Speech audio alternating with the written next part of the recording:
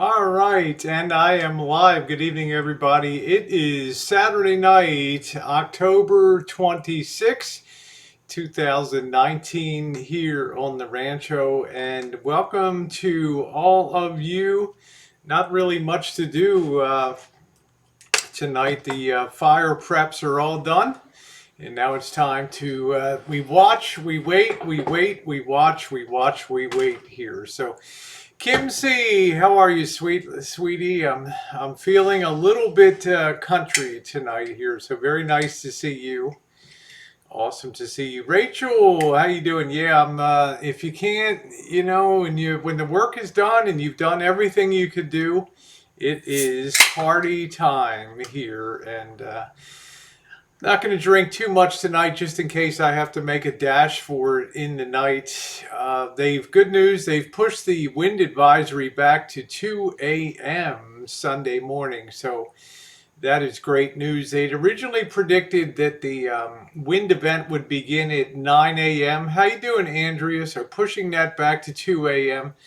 is a real victory. So what that does is shrink that window of real risk between 2 a.m. and say 8 a.m. in the morning on Monday. So that is really, really good news. So I'm happy about that.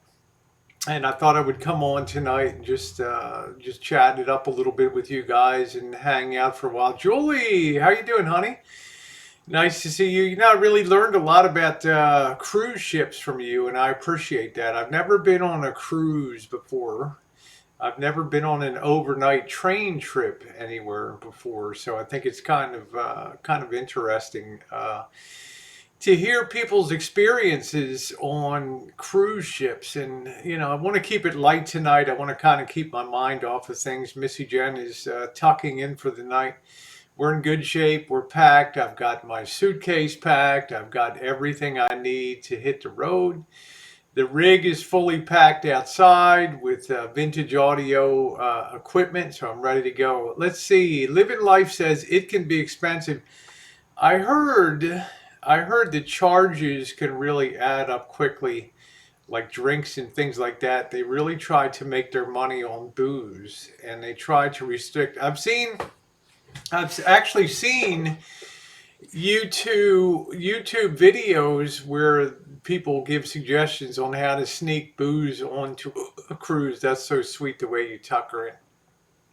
Every night I gotta make sure my Missy Jen is good. She's been under a lot of stress today. Hello, Nikki. How are you? And stress is not a good thing for multiple sclerosis, so I don't want her to have a big flare up. Gratuities they charge on final payment, which means, hey, Amy, which means the sum total, thank you very much, Connie. From what I understand, Living Life, they will take the sum total of everything that you spent on board, and then slap, I'm guessing, an 18 to 20% gratuity payment on that. I would sure like to know how that's distributed to the crew. You don't get a good idea on these shows like Below Deck and these kind of shows, which are kind of fancy dancy cruise ships. The more days you sail, the more gratuities you pay. Living Life, how much would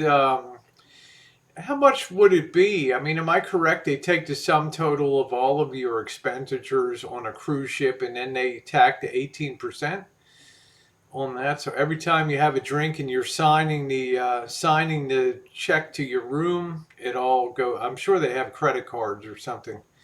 I take credit cards. Michaela, how are you? Thank you, sweetie. Thank you very much, my good friend Michaela from Omaha, Nebraska. Nice to see you, honey. And one of those many, many people I have met personally on YouTube that I had a blast hanging out with. Let's see, on a 5-day cruise, we paid $68 per person on gratuities. That doesn't seem too bad. Doesn't seem too bad to me, $68. I thought you were going to say it's like hundreds. I thought you were going to say it was like hundreds and hundreds of dollars on gratuities. So I'm happy to report, Michaela, we're all packed up here. I've got my portable generator. I've got the suitcase packed. I have probably 8 of my most prized stereo and tube receivers here, all tucked in on the rig. I have all of my personal papers. So there's something very nice about feeling totally prepared in case we have to bug out of here. Far different in 2017. We didn't have to bug out. But the good news is the wind event has been pushed back to 2 a.m. And that's good news. And number 2, there's a certain peace of mind that comes from knowing that you're fully prepared and you don't have to do that last minute scramble. You don't have to worry about when the Santa Rosa Police Department comes down the street on their loudspeakers and attention, attention.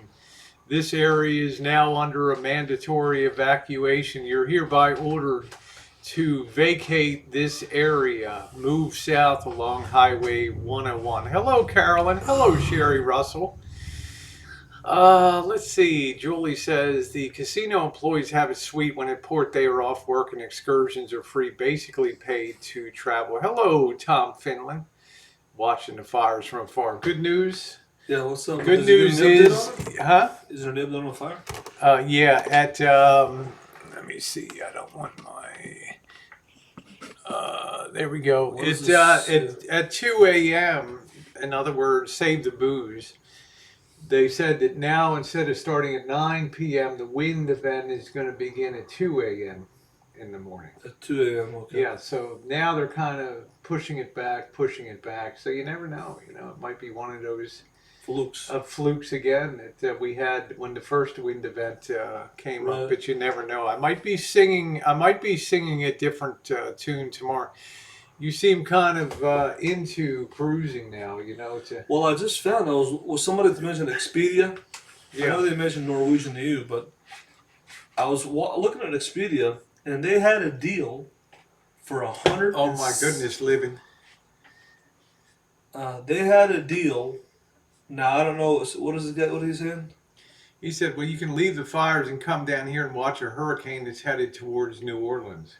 Yeah. Well, what I'm saying is that the I saw a deal for $169 for 4 nights. Now you got taxes and fees. It doesn't seem possible. No, I'm telling you, go on Expedia. What cruise? I'm not going to go on Expedia now. Did it tell you what cruise line, or I think it's all Carnival. Yeah. It's probably a Newark, New Jersey. No. What I'm saying, $169 for 4 nights. And that's and if you want to get the one with the ocean view, it's $204, and I think the taxes are about $100. But that's a steal. Now, thank you, Carol. It doesn't really appeal to me that much because you don't spend that much time in Mexico, but it is a good deal if you look at the value. If the food is included, it's hard to believe that they could put you on a ship, burn that much diesel bunker fuel, take you. Well, maybe they have so many rooms that they got to fill. Maybe they have a hard time filling. I know. So they figure, let's get something. But look at the one cruise that's booked to 2022. They're taking reservations. Why would a 2022 cruise? In other words, there's nothing in 2020, nothing in 2021. Right. Why would there be a Mexico cruise that's so cheap? It makes me scratch my head and it makes me wonder. I'm no expert, Marshall. I've never been on a cruise. You've never been on a cruise. I don't know anything about cruising except from what I saw on the Love Boat.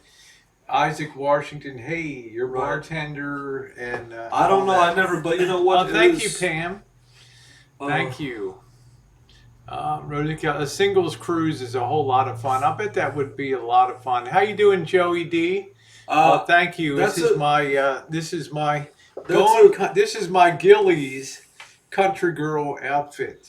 Can I look on your? Is that my phone? Oh, that's my phone. Okay. Yeah, you can check your phone. Do you want a beer or not? You've been nursing that. No, I can't drink that. I can't drink the American. 5 hours. I can't drink that American beer. It's just terrible. How you doing, Nature Man? But I just think that Expedia, like I said. Hello, Wendy Johnson. How are you? How they're able to offer those? The prices on Expedia were much cheaper than even. I know you mentioned last minute cruise. Expedia is a million times better. A million times. Yeah, I mean, $169 for Yeah, I 4 think nights? it's all BS. I think that you're sleeping in the engine room. In the engine room. You're down there hoping you're down there helping to run the engine down in the, or you're working in the kitchen peeling potatoes or something like that. No, I mean, it's Probably their booze is expensive as can be. You got to make it up somewhere, right? well, You got to that's make why the you have to pay for the alcohol separately, but you don't have to drink. I don't. yeah. Hello, Bear. Hello. But that is a Hello, steal. Brary. That is.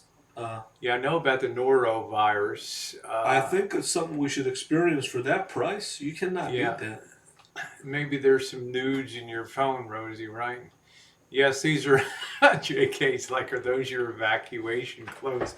This will get me a priority cot at the evacuation center if I need to go in. That's funny. It must be. Yeah, somebody said you must be in a stand-up pod.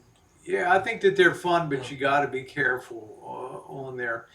Must be cruises are absolutely fun. I've been on quite a few of them myself, but I will see the price does add up quickly once you start adding everything together, but they're worth it. That'd be pretty cool. And I think cruising the Pacific, you don't get the rough seas that As the people get Atlantic. in the It's Atlantic. much more common. Yeah, it's a much more calmer ocean for going out. JK, I hope you're doing okay. JK NoCal is down. He has evacuated his home in up county here, and I have been thinking about him all day. I've been thinking about his selfless act yesterday of helping a guy evacuate his home and removing some of his animals and livestock and stuff. And I don't think JK NoCal ever imagined this morning at 10 o'clock or 11 o'clock that he would get a notification that his town has to be evacuated now. And JK, they have pushed back the wind advisory beginning point until 2 a.m. in the morning. Brary says you got to sanitize hands every time you touch something. That's kind of the way I feel about. That's kind of the way I feel about when I go to a buffet at a casino. I look at kids; they're rubbing their noses and they're touching the tongs that everybody's commonly using. And when I was in China and Hong Kong, I thought it was funny. The Chinese ladies would come in with their buffet gloves, like cotton gloves, and they wouldn't handle the tongs with their bare hands. They would come in and use gloves. They would have buffet gloves. Yeah, you sanitize hands every time you touch something or touch something on the cruise.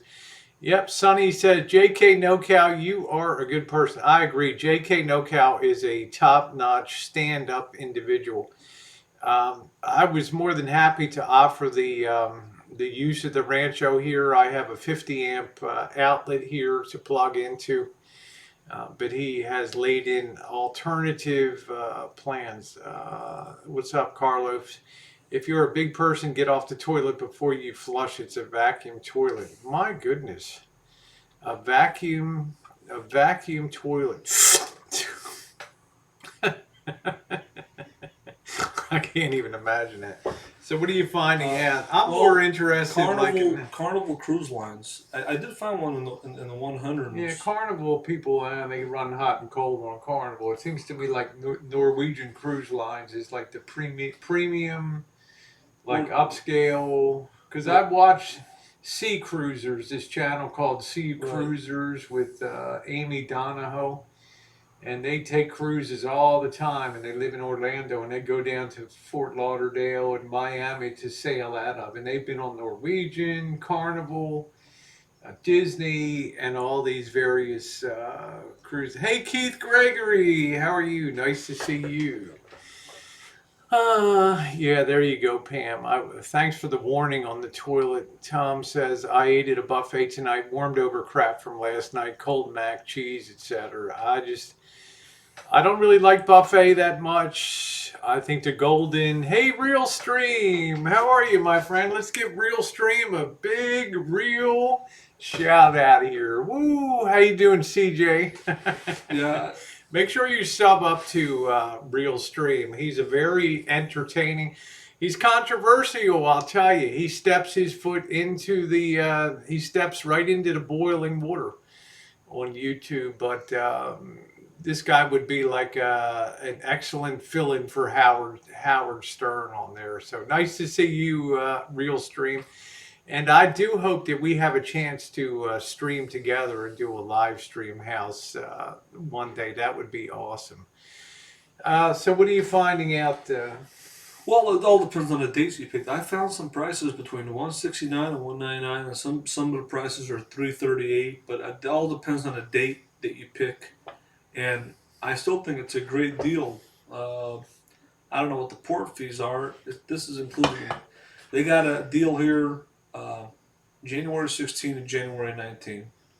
A total of $437. 16th, so the night Taxes are is about 16th, 17th, 18th. So you're 3 nights and 4 days. Right, and 338. And then taxes and fees are about $100. $437. That's still a great deal.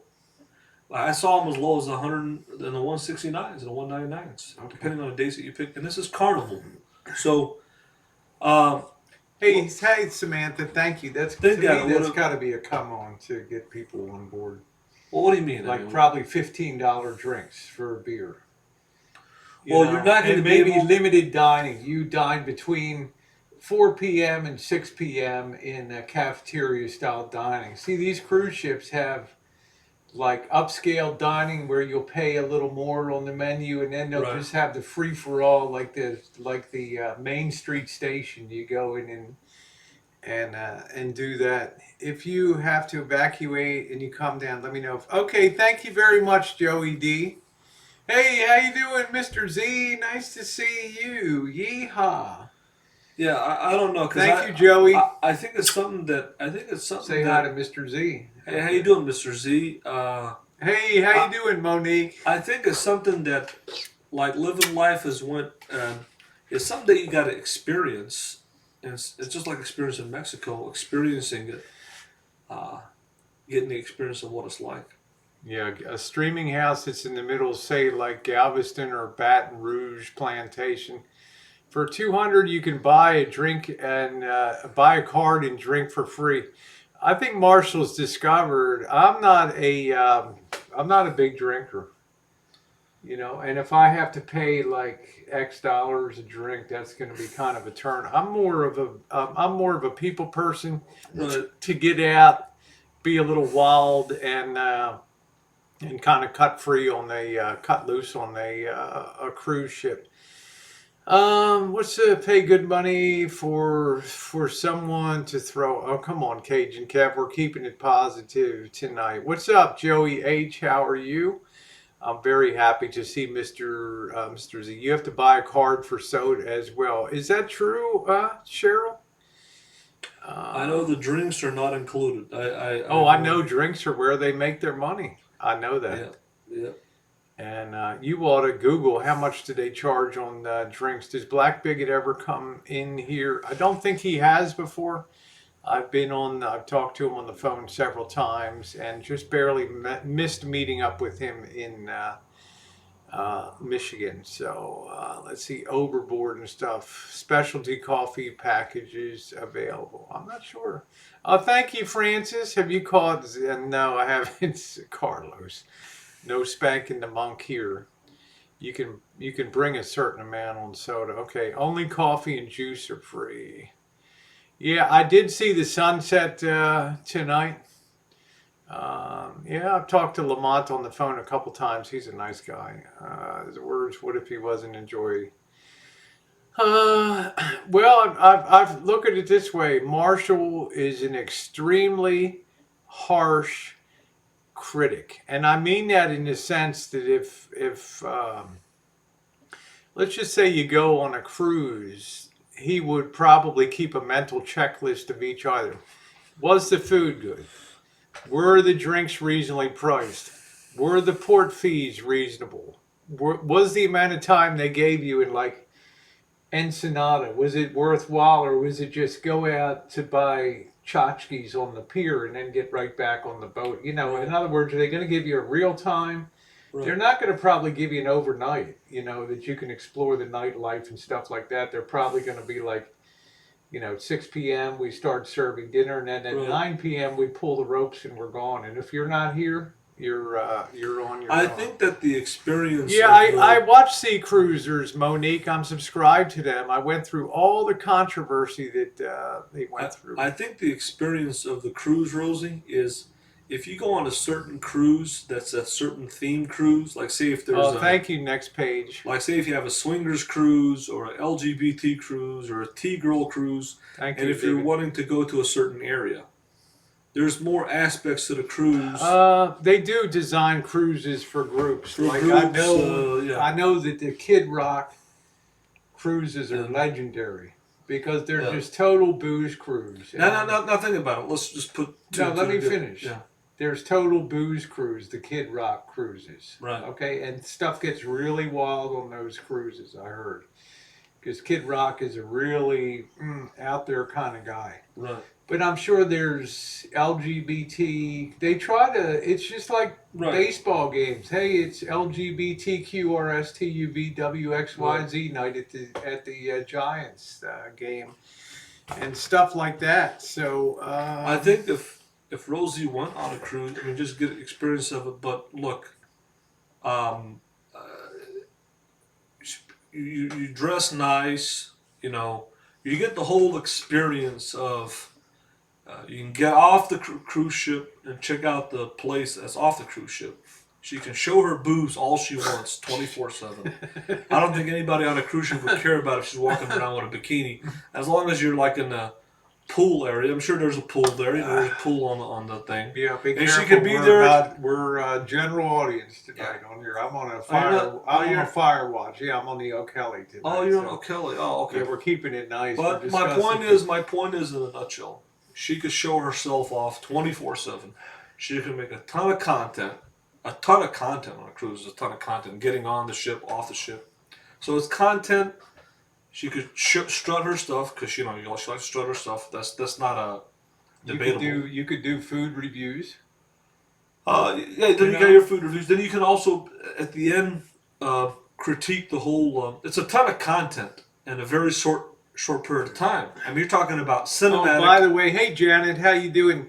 By the way, thank you for the positive feedback on the taco crawl last night. It seems people really enjoyed that experience of going to 4 different taco places last night. It's something we would like to duplicate, but try different. No, I'm just saying. What were you going to elotes? Yeah, I think elotes for corn. That should be something else. But what I'm saying is, for Rosie, the cruise ship would hit on so many things. Number one, she could do her videos for cinematic. She could do her videos to put together for editing. She could show herself off for hours. Get off the ship, check out the beaches, come back on the ship, spend all in the daytime. I know she'd be at the pool in her bikini. Then I don't know what it is. If you get a certain, I guess they have casinos too. To me, I'm just concentrating on the price, budget-wise. But then the more you learn about it and get into it, you can kind of understand the different groups. I know nothing about. I know nothing about cruises. Yeah, I've never been on one. Yeah, exactly. At my age, I've never been on a cruise. That's something hard to believe, and it's I know. My dad, God rest his soul, went on one, and he said I would like it. He said there was buffets. There's 3 buffets, and they do give you a formal dinner. That's for free too. They do give you a formal dinner where you got to dress up. Yeah, it's formal dinner. Yeah, it's a captain's dinner. Exactly. Right? Yeah, exactly. And but he says there's plenty of food that's included. And that's what I remember him telling me. And he said he knows that I like to eat, so he said I like it. And the food is good and it's plentiful. Now, I'm just talking about it. Oh wow, Monique's like I've been on many. Wow. Yeah. So maybe it's about learning. Like we're exchanging information. I was doing King Gun on cruises. It's a lot of information to share because there's so many cruises. I guess even in this country, in the United States, and one person, I'm not going to mention his name, but there's an individual around Florida. I'm not going to mention. You know who he is. He knows a lot about that industry. That's somebody who asked about it. I know. I'm not going to mention. I know who he is. Yeah. Right. So the point Why is, would he know about that? I mean, just local knowledge? Well, I mean, you was know, he in the industry? I don't think he was. no, in no, the, not really. But Okay. in Florida, think about it. Why do a lot of people have these yachts in Florida? Because they take them to the Bahamas. Oh yeah, yeah. There's more. Paradise. Yeah, Yeah. exactly. So my point is that uh, if you went on a cruise ship, you could, in other words, and got a preview of one, just one, you could get just a feel of what it's like, just like Mexico. And then you can fine tune and say, you know what, I like this cruise ship. I like going to this place. But as a beginner, it's like a dummy's guide to cruise ships. You know, and Yeah, let me hit these yeah, comments because these people right. living life has been on a lot of. He says I think it cost me $15 a day for internet on the ship. That's not bad. Right. It's probably not. I don't expect it can be 4G. So, No, I doubt. but Yeah. Monique says there's some places you have to pay extra to eat at. I think Monique, isn't there like premium dining rooms? Like the masses get fed like from 4 to 6 p.m. or something like that. And if you want something fancier, then they you have to pay up for something like that. But I know that, like on Norwegian cruise lines, they'll have black tie. They'll even have a black tie event. I You think know what that that is, with a full, like, yeah, at least a I dinner think jacket and I tuxedo. think And what you would enjoy about the cruise ship is you would enjoy the pool and and and I'd enjoy the ports, well checking out the ports. you check the ports out too. I wouldn't care about the food really too much. Well, because I'm not a foodie per se of cruise of food. cruise food, but I was told that the food is pretty good. But what I'm saying is that uh, I don't know. Unless your friend Janet's been on cruises, she knows more about it than me. I think maybe you should talk to her about it. Well, But Janet's been on a uh, cruise. How you doing, Sherry Russell? Nice to yeah, see you, honey. at the end of the experience, in the bottom line, you could just say what do you like about it and what you don't like about Right. it. Then, if you go on a second cruise line or go somewhere else, then you can differentiate. Oh, this is what I like about See, it. my first cruise, my problem is I might be tempted to go cheap. Right. Like, can you give me a discount if I help lubricate the engine or something, Dad? Right. If I work with the engine, if I Right. donate 5 hours a day of swabbing the decks or something like Well, that, they're not going to do I'd that. be cheap. So the experience wouldn't be good. I think your first cruise, Right. you should kind of save your money and hit it with real nice accommodations and a really super experience. That way you have the most positive aspect that you can have from the cruise. All of it. What kind of cruise would I like? Like a Kid Rock booze cruise or something like that. I think that would be a lot of fun. Well, when you're talking about your Rosie is a people's person. Rosie is the people person. When Yeah, you're a would people. you like to be around people So and if you want to have people a, being chucked into the pool? And, but technically, if you want to have the say called, I could open up a Facebook page and say 2020 bottom YouTube cruise. A lot of the people on bottom of YouTube, they don't have a lot of money. Let's face it. A lot of them don't have a lot of money, and so if you get people together from the bottom of YouTube or drama or whatever these people that you follow can build you, a cruise, huh? you could build your own cruise. Then you can have your cake and eat it too.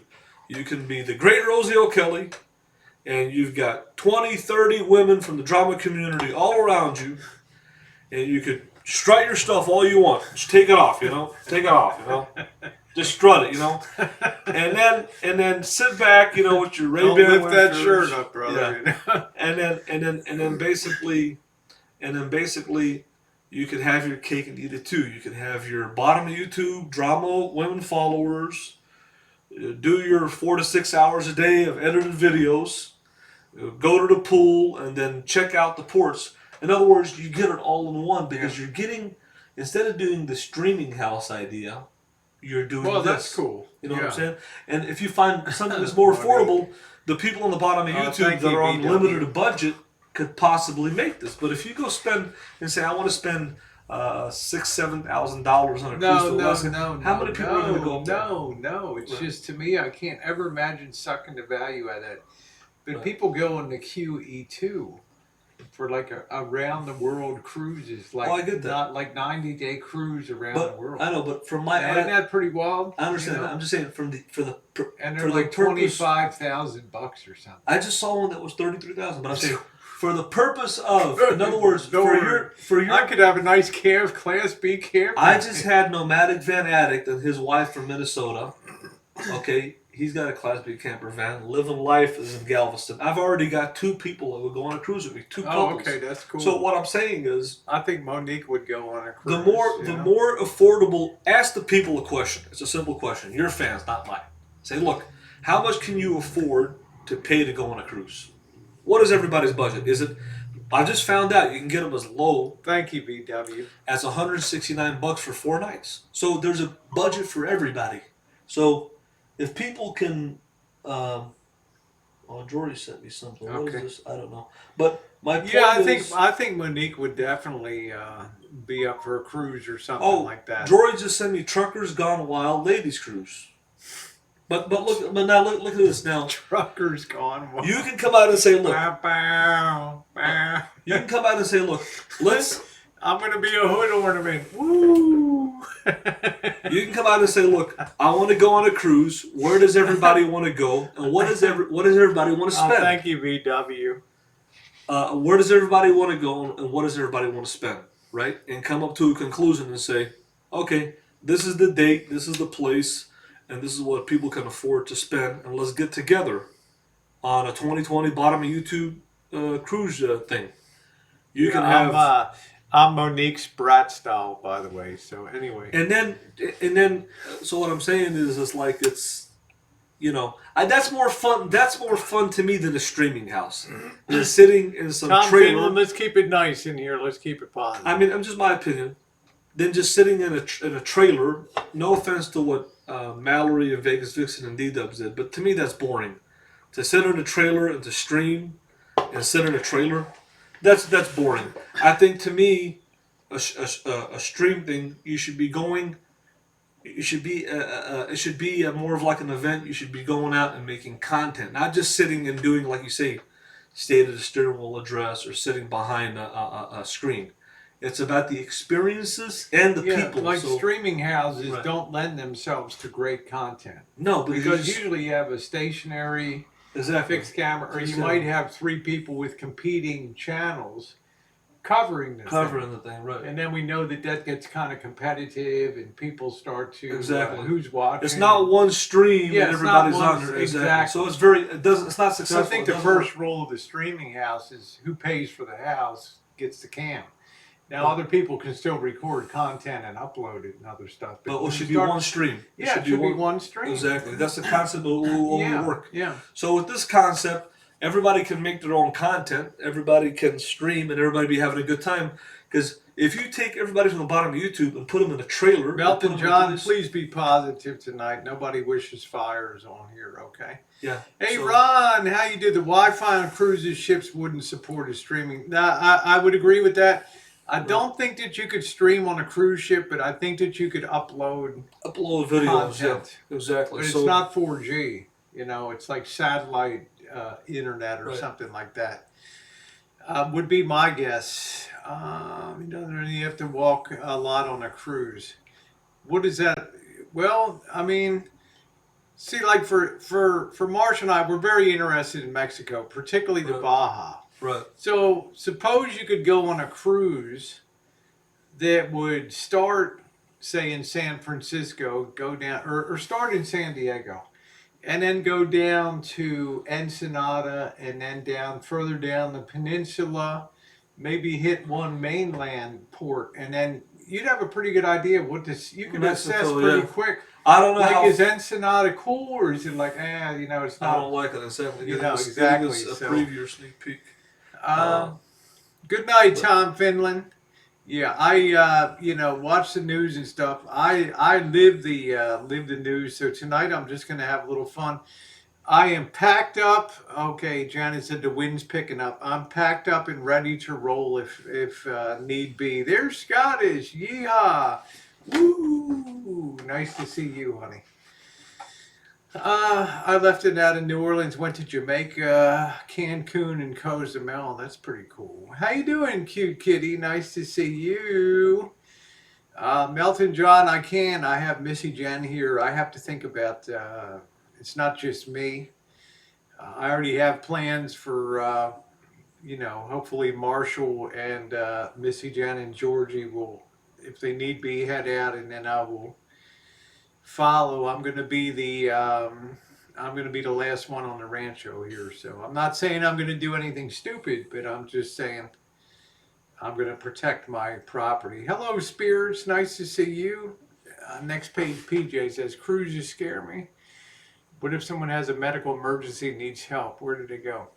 They have a I think hospital. some They got everything in there. It's like cruise a ships, I think they used to have one ship's physician. Now I think they might have a PA, like a physician's assistant or a nurse practitioner on board that can deal with the most, norovirus and the most common things. About 18 miles away from the fires right now.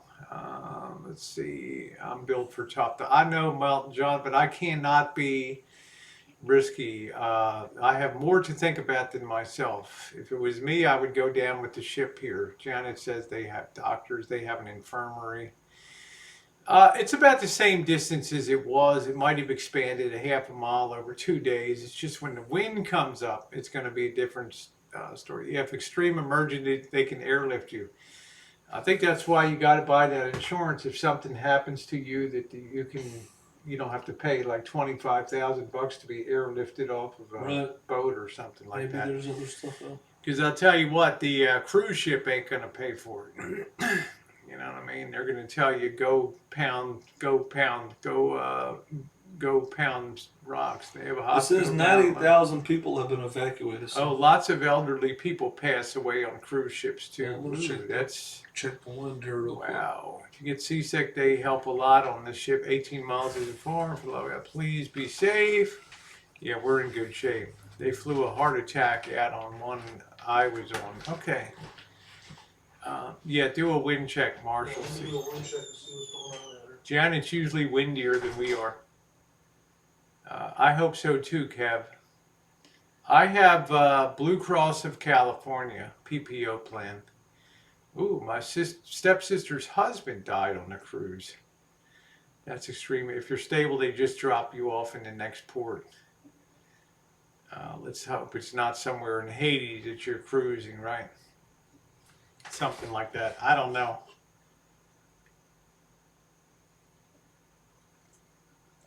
I'm going to go take a check real quick, so let me tell what I got.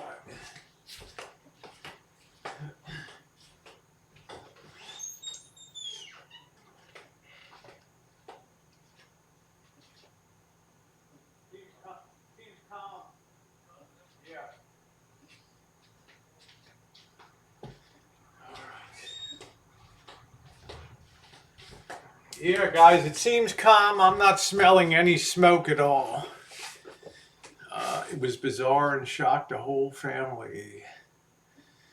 What is this? If you bug out, don't leave that chocolate. Oh man, that chocolate wine will be gone. Don't worry about it. But he was a Navy veteran. Best way, in his opinion, to die. I don't know. Well, I'm interested. Once again, Marshall's kind of piqued my curiosity about something I've never done before. I went into Mexico several times before he even knew where Mexico was on the map. I can guarantee you that. But I never did a extensive touring like we did this time, and spent days and days and days in Mexico. So, what do you think? Yeah, I got the fireplace on. I've got the decorations up. What do you think the food is like on the cruise ships? Institutionalized or? Well, look, according to my dad, he said it was really good. I think he went to somewhere in Texas, but I don't know. I think they went on a. It wasn't an expensive cruise, but it was more maybe like a Special cruise package or so. I don't know if it was Royal Caribbean, but I don't know. It's interesting to see what the differences are of them. I'm sure there's different, you know, types, but um, it'd The be funny interesting. thing, the funny thing, yeah, a river cruise, Kim. See, I was thinking they have Mississippi River cruises that go Oh, up and down Natchez and up and down. oh well, A lot of the historic. They'll tailor to what you want, like the Civil War tours. They'll do a you cruise. like that kind of stuff. Well, It's I mean, what I'm saying is they can put totally adult cruises together too. adult, exactly. Yeah, yeah, yeah. And their feeling is, who cares when you're 12 miles out at sea or whatever? Who What cares? happens? Yeah, You yeah. know what you're getting into. And you like deep sea fishing? I'm surprised I've never been on a cruise ship. Yeah, Keith Gregory. I used to be a big shore fisher in Hawaii on Oahu. Early in the morning, I'd be out there at sunrise, shore Well, fishing out there. one thing I was told, Rosie, that Each company's food is different. Okay, Monique. Rosie, does Elvis know cruises on a boat he ate? one Would you thing. feel safe? Because you can't swim. Would you Yeah, feel I would be scared, but I think the whatchamacallit, the my dad told me when he went on there, you sleep really good because something with the hmm the water on like you're sleeping on water Yeah. basically. So that's Well, what I he. know this. The closer you are to the keel, the centerboard, the Mhm. less motion you have in the Well, the ship. motion is supposed to help you sleep. Okay. Well, some people it's Some people will say, yeah. So probably I don't know. can eat all day, have cafes, and sit down at night. 24 hours, always something to eat and free coffee. That's interesting. Okay. Look at it. Yeah. So in the shadow.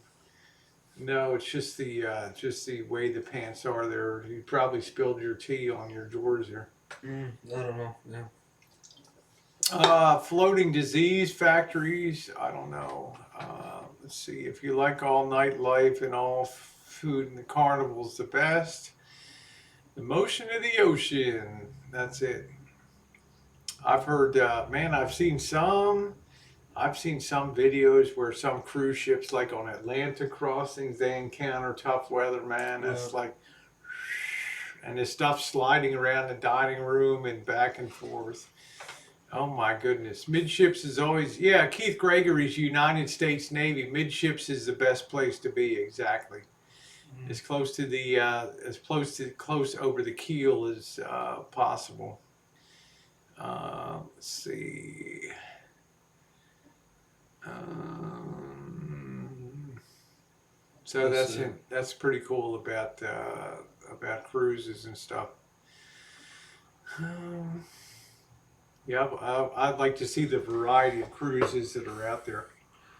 Well, like I said, maybe there's something for everybody. So Oh yeah, don't get one with kids running everywhere. That's crazy. let's see. See the movie Titanic. Uh, I don't think there's. Thank you, Recycle Dude. I appreciate it. What an honor to see you on my chat tonight. Thank you. I can't think of a Pacific Ocean maritime disaster off the coast of either California or Mexico. they've been I pretty. know the Atlantic has been The lots Atlantic of. really, the Atlantic has been a lot of them. Yeah, the Pacific is usually pretty calm. Yeah, what Right. is Kim? See, what is like a hedonism cruise? Is that like they? I remember seeing advertisements for something called Windjammers cruises, where you actually go on a sailboat or something like Yeah, I'm that. trying to see what. Hello, Sweet Meadow. How are you? Hello, Jay Holly. There's a That'd be Rocks cool to go Legend on a cruise. trans cruise, right? Yeah, see, there's a yeah. PJ says there's a Rock Legends cruise at the end of February on Royal Caribbean. Now you were telling me there's an LGBT cruise. I don't know. I have I no thought you idea. just said something. There I'm was just looking, searching, okay. but there's nothing definitive. I I guess. don't know.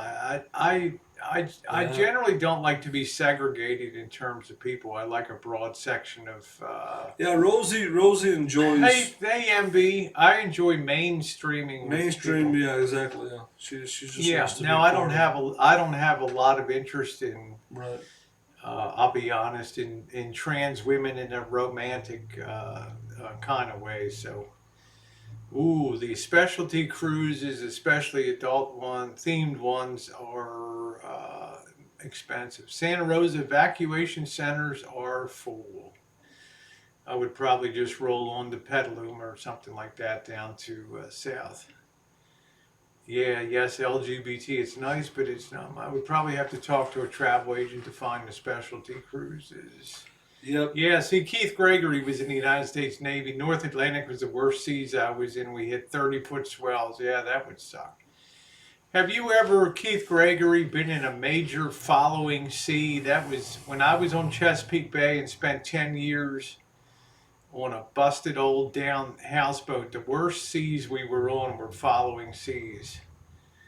Uh, it's funny how many guys frock up on a Mardi Gras night, right? Amazing. What does that mean? Like cross dress, Francis? Something like that? No, he spilled his tea down the front there. Is that what that is? Is that what you mean by frock up, like cross dress or something like that? Lots of swingers go on cruises. Hey, OKC, how are you? Nice to see you. Yeah, let's show Big Will the exit. That'll be the fun thing to do tonight. Bye, Big Will. I'm gonna go grab myself another beer. We lost power for an hour, but still at home. That's good. Glad to hear it. Janet, you're more out of the you're more out in the west of things. So yeah, cross dressers out of the closet, hun. So yeah, thank you, Kim C.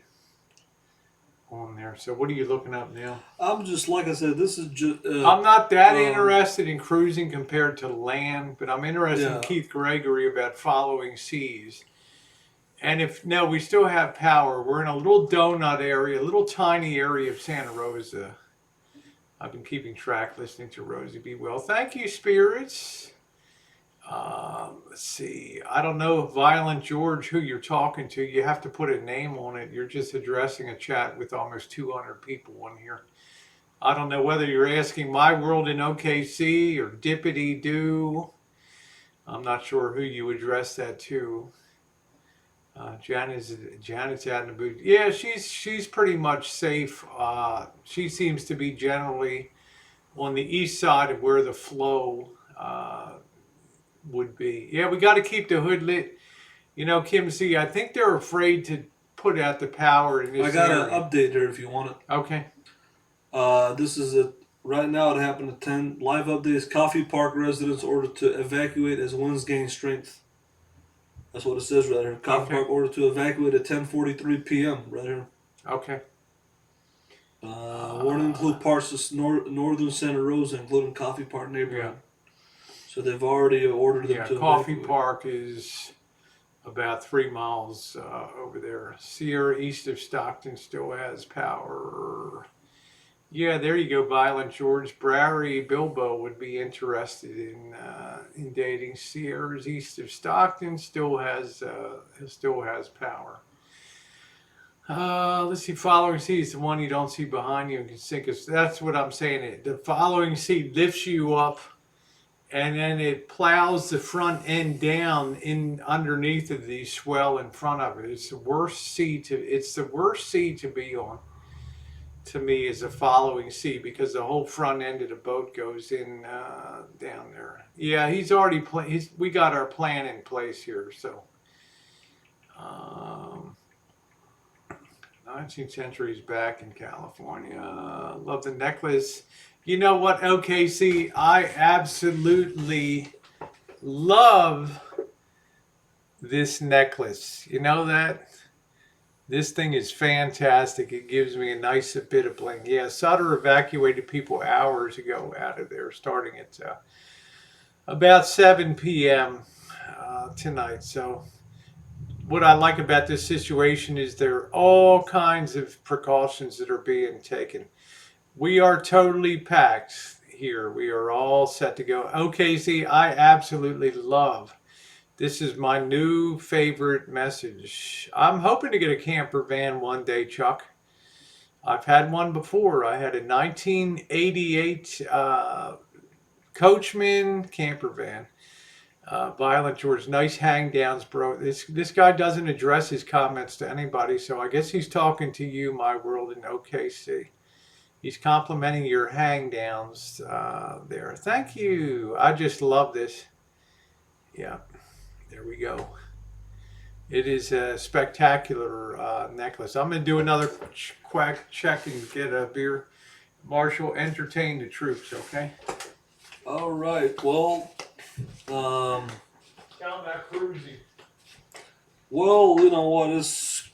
I'm not really. I mean, it's kind of interesting. Yeah, what else But would there be? There's either RVing, cruising, well, mountaineering, the most hiking. expensive way to travel is like most people travel. They get on an airplane, they get a hotel room, and that's a traditional way of traveling. Uh, I've taken RV recreation life into life. Uh, Traveling in a motorhome RV may not be the cheapest way to travel, but it's a cool way to travel unless you take your time to check things out. And it's the less stressful way to travel. And then you have cruise ships, you know, cruise travel. I'm still going to pick that the best kind of travel is by land, by a vehicle, via RV would be the best, a motorhome. Again, it could be expensive depending on your gas mileage, depending on how long you're driving. But I still think I'm going to take the RV motorhome over any other form of travel. Now, if you're going to travel long distances and you have a place in mind, you might get a good deal on a plane flight. Let's take, for example, Cuba. I talked to some Assyrian people in Toronto, and there was this one girl, and she's like, "Hey, I got a deal for $1,000 Canadian going to Cuba, all inclusive resort, alcohol and food included, and air flight." And she said American would be $800 for a week in Cuba with alcohol, beers, food, resort, all inclusive. She said that's the key word, all inclusive. So it all depends on what you want to do. You know, it all depends on what you want to do. When you get the travel bug in you, you get the travel bug in you. But the question is, how much does it cost? So, um, like I said, many people travel by airplane and by hotel. Now the question is, how can you get the best deal? We all want to save money, right? So I just found out that Expedia is a great way to save money. Somebody said mention Expedia. I'm like, okay, Expedia. So I think everyone loves to travel, but nobody likes to spend a lot of money. Everybody wants to save money. Everybody's on a limited budget. Most people that are watching are on a limited budget. You know, they don't want to spend a lot of money. That's just the reality of life. So I think what the interesting aspect of travel is how do you have a good time, but you not spending a lot of money. That's what makes it fun. I mean, if you have money and money's no object to you, then that's one thing. But if you're on a limited budget and you want to go out and have a good time, you're not going to have a good time. You're going to be having a miserable time if you have to spend a lot of money. So I'm talking to the people out there that are on a limited budget, that are nomads, that are retired, that are on disability, social security, military pension, whatever you're on.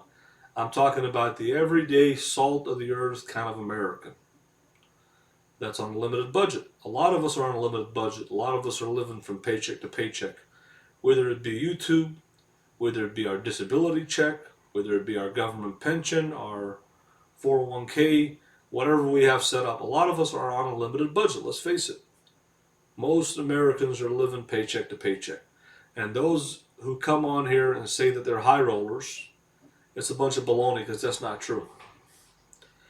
I've been reading a lot of statistics about America, and it's common sense. Let me give you guys an example. Fort Lauderdale, Florida. If any of you have ever been to Fort Lauderdale, Florida, you see by the water, you have the very, very, very, very wealthy people who live by the water, who have yachts, who have boats. And then you go and you cross over what they call US 1, which is a highway that goes north and south in Florida, and you go over the highway. Hey, Greg. And now you're in an area of just extreme poverty. You'll see homeless people, you'll see crackheads, you'll see people hanging around liquor stores. And the reality is that's what most of Fort Lauderdale or Florida is. Hey, Christian. I don't believe there's a middle class in America anymore because the rich are so rich, they're so high up here. And it's just like saying, well, Donald Trump's house is in Palm Beach. I mean, there's houses Thank there. you, Shelby. It looks like you're in the Wizard of Oz. There's castles. These people that are rich, they have police officers that are they're paying police officers to just sit there parked in front of their house. These people are so beyond reality that, and when you look at that, and then you cross over on the other side, you see Pompano Beach, and you see homeless people, and you start to realize there really isn't a middle class in America. The rich are so rich. Hi, Ravens. The 1%ers are so high and above other people. This is the hat from Mexico, yeah. That really, the margin is so wide that even if you make $1 million a year, you're really still poor compared to the 1%ers. Thank you, Black-Hearted in the chat. Wicked Widow. Hey, Wicked Widow, how you doing? How you doing, honey? So that's what my point is. The rich are so rich that they're so above and beyond even somebody who makes $1 million a year, even somebody who's a medical doctor. They're so high up there that there's a big margin, and that's why I believe there's really no middle class in America. Either you're a true 1%er, or you're just some ham and egg, or just ham and egging away to make a living. You're not really rich. You're not really rich if you make $1 million a year in America. How you doing, Johnny Wad? What's up? You Nice can't do nothing with $1 million. And that's the way that I see reality. These people are so high. Like Rosie's house here. This is a $500,000 property. But this is like peanuts to a rich person. Well, This is nothing. you put this in most places in America, it'd be a $100,000 house. $100,000 house. This is a $50,000 house in Oklahoma. Yeah, thank you, Black-Hearted. She's doing good, sweetie. I'm honored to see you in the chat tonight. Hey, Judy. The value of the Rancho is not the house, it's the property. Value is high over here. I can get a house like this in Oklahoma for $40,000, $50,000. This is a ranch home. That's all it is. So, that's just the reality. You've had quite a few weeks here on the Rancho. You know, you've really experienced, the drama of California, and you're right in the middle of the swirl right here. And probably one of the worst times to be here. This is one of the most dangerous parts of the year to be here with these fires. And so, hey, Karina, how you doing, sweetheart? I just feel like, you came. The cake was really excellent, outstanding. It even got Marshall's seal of approval for moistness. I probably came at the best time to do a van build, but at the most dangerous part of the season in the fire season.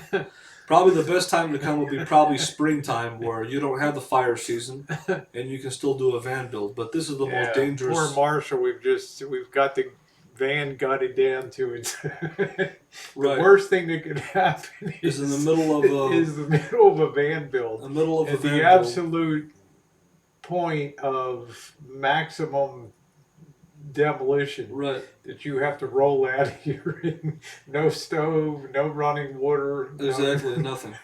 No, nothing. With the possibility that it could be a long time. I'm doing great, Karina. Thank you. It could be quite a while. It could be quite a while before I turn a wrench on the van. Do you remember oh boy, do I remember Christian's Adventures. Boy, do I remember the 2017 fires and how surprising that was. This thing is still a great distance away, and this time we have a lot of time to know what might be coming down the pike. And it's made it so much better for our preparations. We have the van packed up. Thank you, Judy. We have the van packed up. I have all of my personal papers. I have the my most prized vintage receivers. I have what else do I have? Uh, Missy Jen's got her car packed up, food for Georgie, her personal possessions too. Let's see. Knows when to bail out. She said, "Yeah, I've already got the plan. I've had some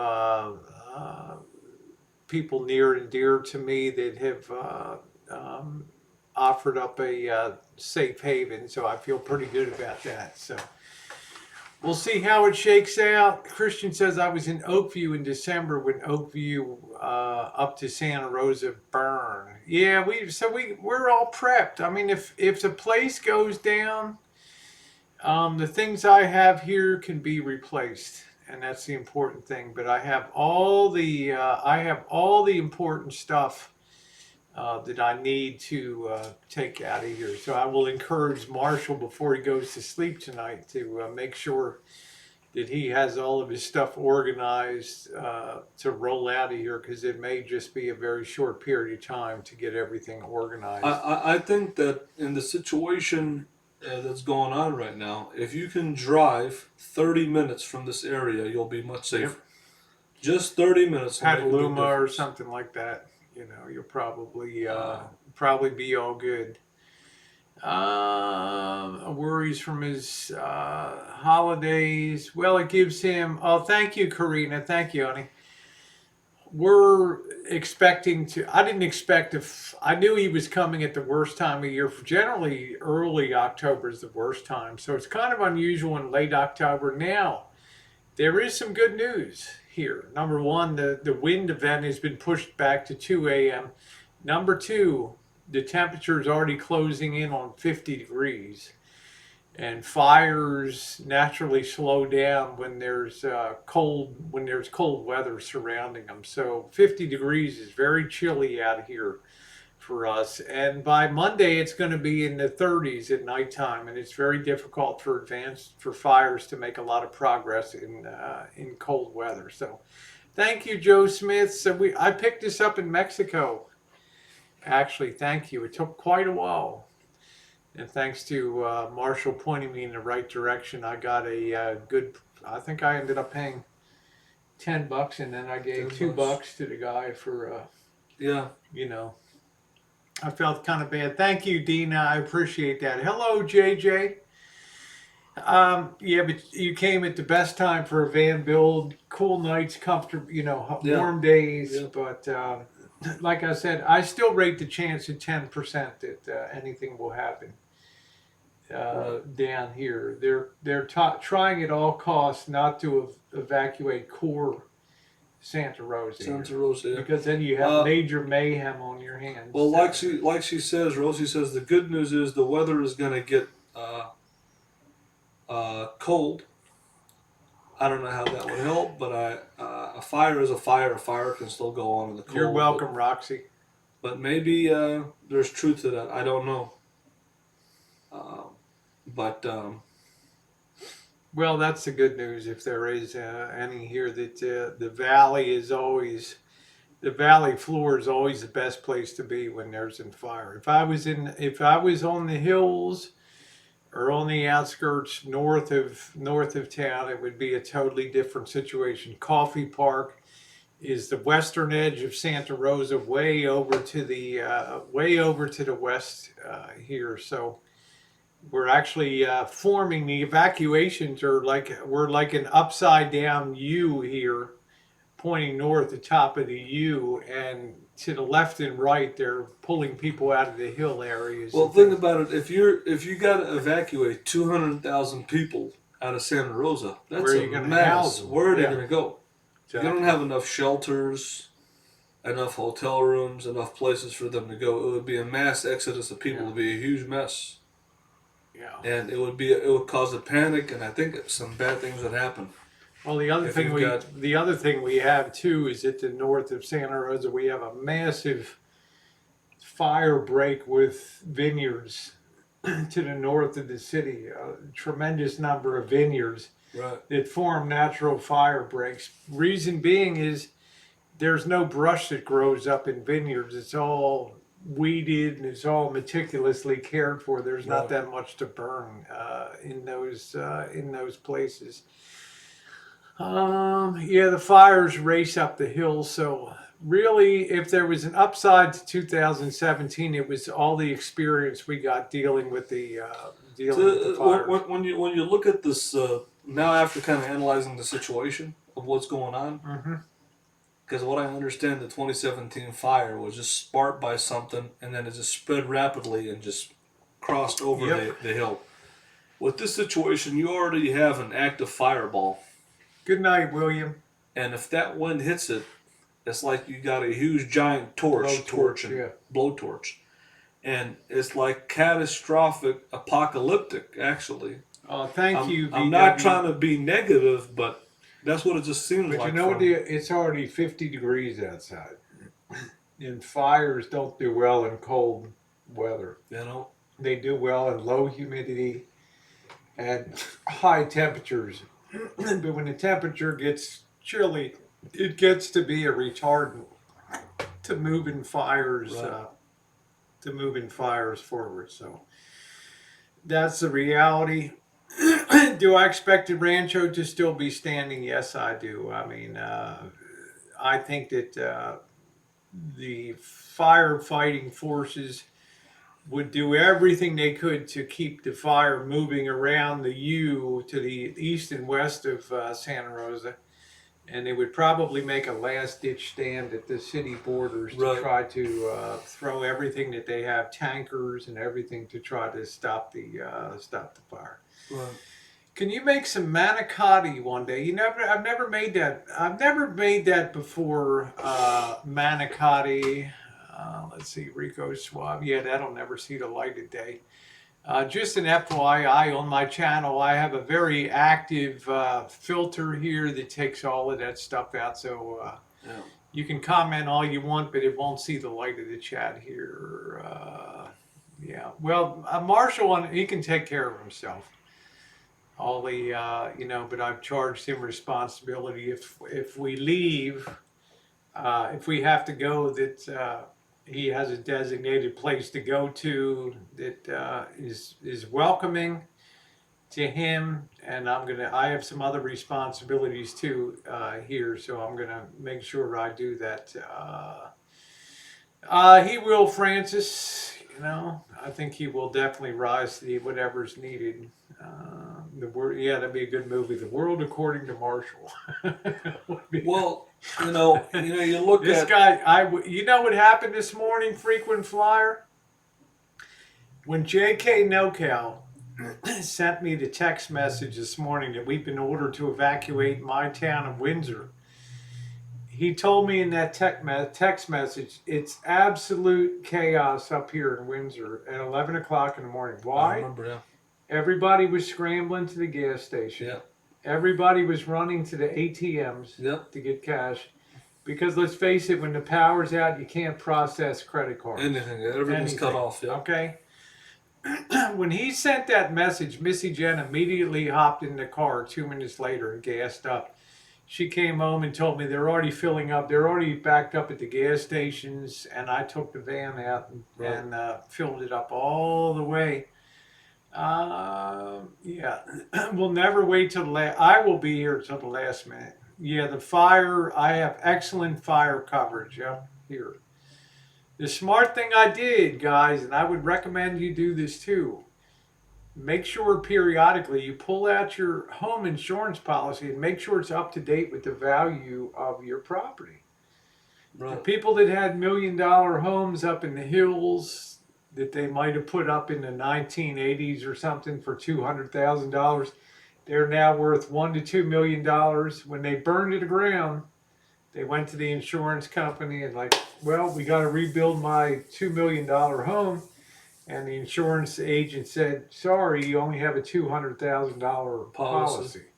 And you have After to show that fire, evidence of what you have, your upgrades to your home. yeah. So after that fire, I immediately contacted Safeco, who's my insurance company, and said, "Hey, we gotta look at the policy here for the I know they're prices." not the best, though, right?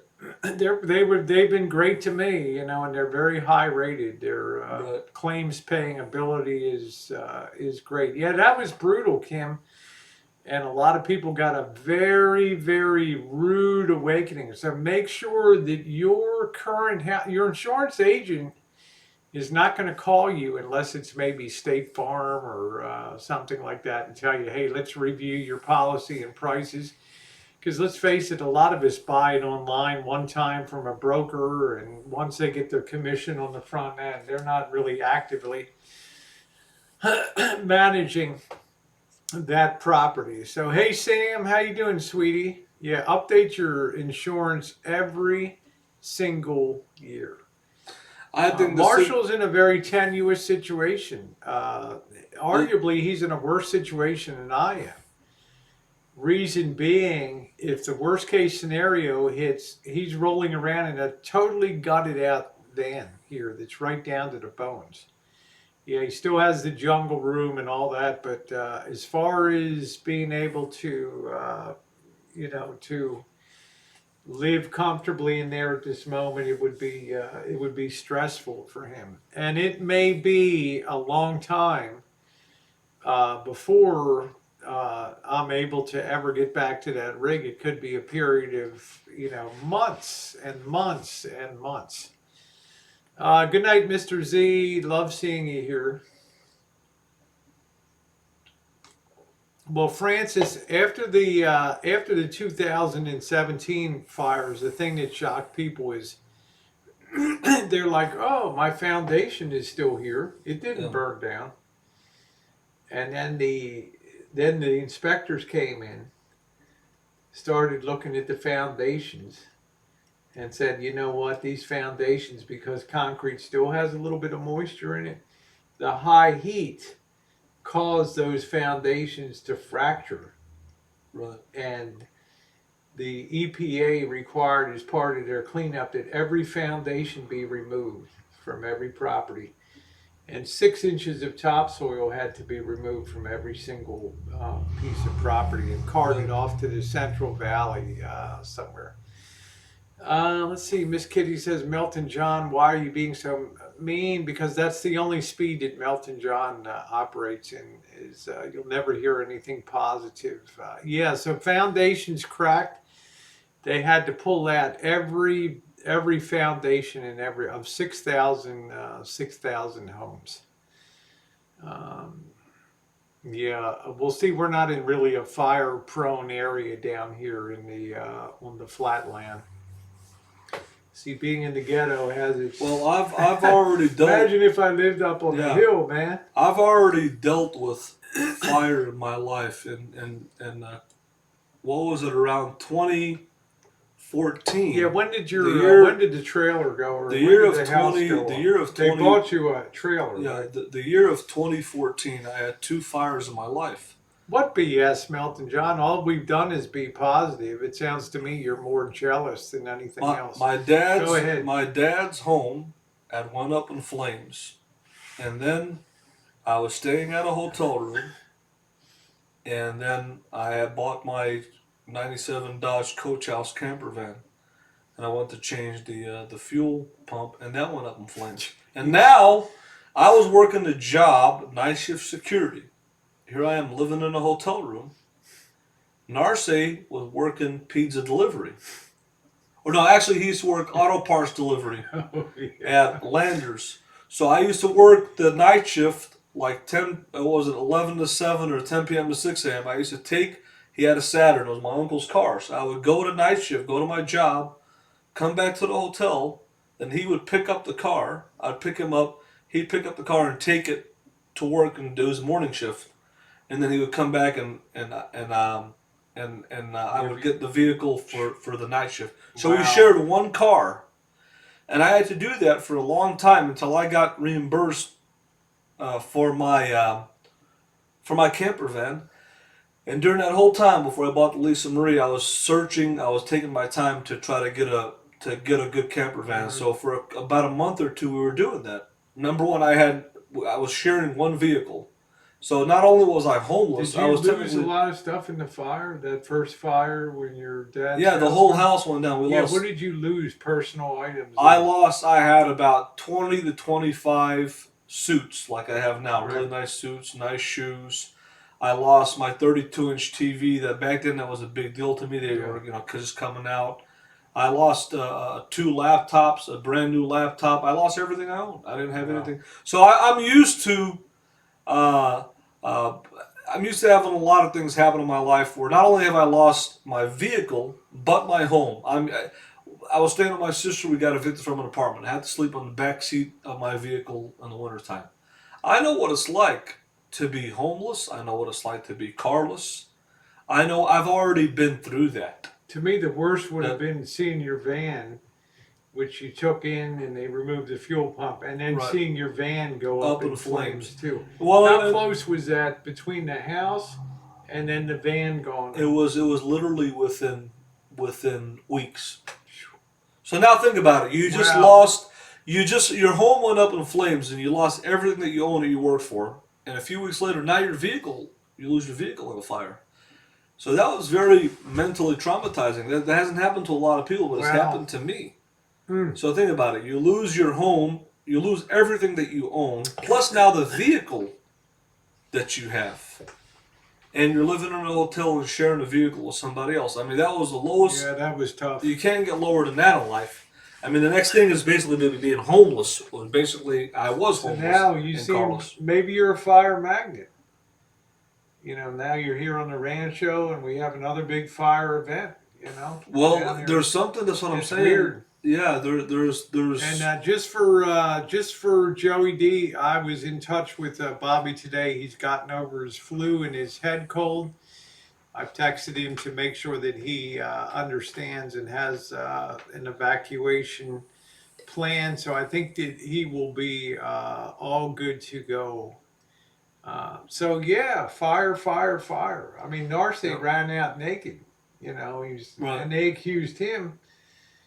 They, And now you hear about this. You're at work. I'm at my work at night shift, and I get a call, and they say, "Hey, your house is up in flames." And then the next day, it's on the newspaper, the front page of the newspaper, and there's a big article JJ. on it and picture. And Oh, so thank you, Debbie. Lynn, the old broad is just kicking back at life here. so You yeah, get a what phone call at work. Who called you at I don't work? know if it was my uncle or if it was NARSA, and like I said, I know what it feels like. What did it I've feel been there. like when you got that call? Well, it was very shocking. It Because was you were very peeved that Narce didn't rescue, take stuff, didn't, right. you Exactly. know, He went back in there to get his cell phone and keys, but he but he didn't didn't. bother to get Yeah, my laptops or TV. yeah. But that's what really ticked me off. That's what And really, then really. weeks later, your van, you must have been traumatized, man. You Oh must have yeah. thought you were snake bit, like no matter what you do. Well, in one way with the van, because it just died out on me, and the guy's like, I don't think I can fix it. And I'm like, I can't afford to take it to Dodge or somebody else. I'm Right, like, if I fix it, it's broke down. right, So when it burst up in flames, in a way, I was relieved because I was thinking to myself, well, if this guy can't fix it, I can't afford to take it somewhere else. Now I've got a broken down vehicle. right. So when it burst in flames, I wasn't that traumatized with the van because I didn't know what was going on with it, and I was getting stressed out about it. And in a way it was a relief, but it was sad at the same time because it was such a nice van. And I bought it. It was behind somebody's house, and I talked to the guy and got it for $6,000. But it's a 1997 Dodge Coach House that got it on my channel, the slideshow of it. But Did you like that rig? Was it? oh, it was beautiful. It's Coach House, one of the best vans made. Coach House. So Man, Dodge smooth that 318 V8. had to be Yeah, it heartbreaking. was yeah. So basically, I've never had a vehicle as long as a Lisa Marie. The Lisa Marie I is worry it very might be bad luck. I don't know, man. Where yeah. fires The go. Lisa Marie is very sentimental to me because I've never had a vehicle so long. Yeah. I've never the history that I've had with this thing, how long I've had it. It's just been so it's So I don't wish bad upon what happens here, but I've already been through it, and I know what it feels like to be in that position. So Yeah. you know, Yeah, so so I expect if the stuff hits the fan, he'll be pitching in. What's up, Juice? How you doing? Nice to see you. But man, I yeah, can't imagine a house and your and van going vehicle. up. Now, after you lost your van, were you back in the hotel? Like, oh, Yeah, I was jeez, still in the hotel because what happened you got was an is insurance what settlement, right? happened was is yeah, my dad was paying for the hotel, and then when we got reimbursed by the insurance company, they reimburse you, but Right. you have to pay for it up Of front. course, you have to. So if I didn't have my dad to help me, Yeah, you would have I would have been been. homeless. I would have Yeah, been that's it. I would have cardboard been box. Yeah, basically. Yeah. yeah. So that's what the scary thing was, and now and think about it now for a second, and I just want to say this to people. I don't consider Cheryl, don't somebody. believe that recording because, in actual fact, when you take a van to be repaired and you're not even doing the repair work and the mechanic hits the turns on the engine and the fuel starts spraying Yeah, yeah. out. Yeah. I had the fuel pump was outside of the fuel tank, and then I saw him turn the key. Hmm.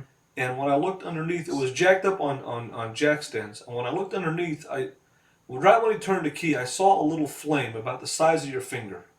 And all of a sudden, it turned into a fireball. The whole vehicle was engulfed in flames. And that place was a mechanic that You used to said get it's lucky they had the guy at a that forklift. place was this Mexican, this Guatemalan guy that worked for this white guy that owned the place. But they used to strip vehicles down and take the transmissions Mhm. out, and they had a forklift to be able to take the Yeah, vehicle lift off it. the jacks. Yeah. And if the forklift wasn't there, the whole shop, the whole place would have was went up in flames. The whole was a huge property. So, Man. uh, Man, oh man, oh man. So you're that's back at been. your hotel now. What are you thinking? You're just like, I'm cursed, man. It's like, I Well, I was can't thinking move to forward. myself, this is kind of Where did weird. Narse live after the house? Well, he was staying. He was staying with my dad, Okay. and but like I said, it was a very traumatic experience to have all that happen, and then all of a sudden, just looking for camper vans for at least 2 months, and then I found Lisa Marie, and I'm like, Yeah, I'm tired of this, Mr. yeah, Paul. He wouldn't recognize.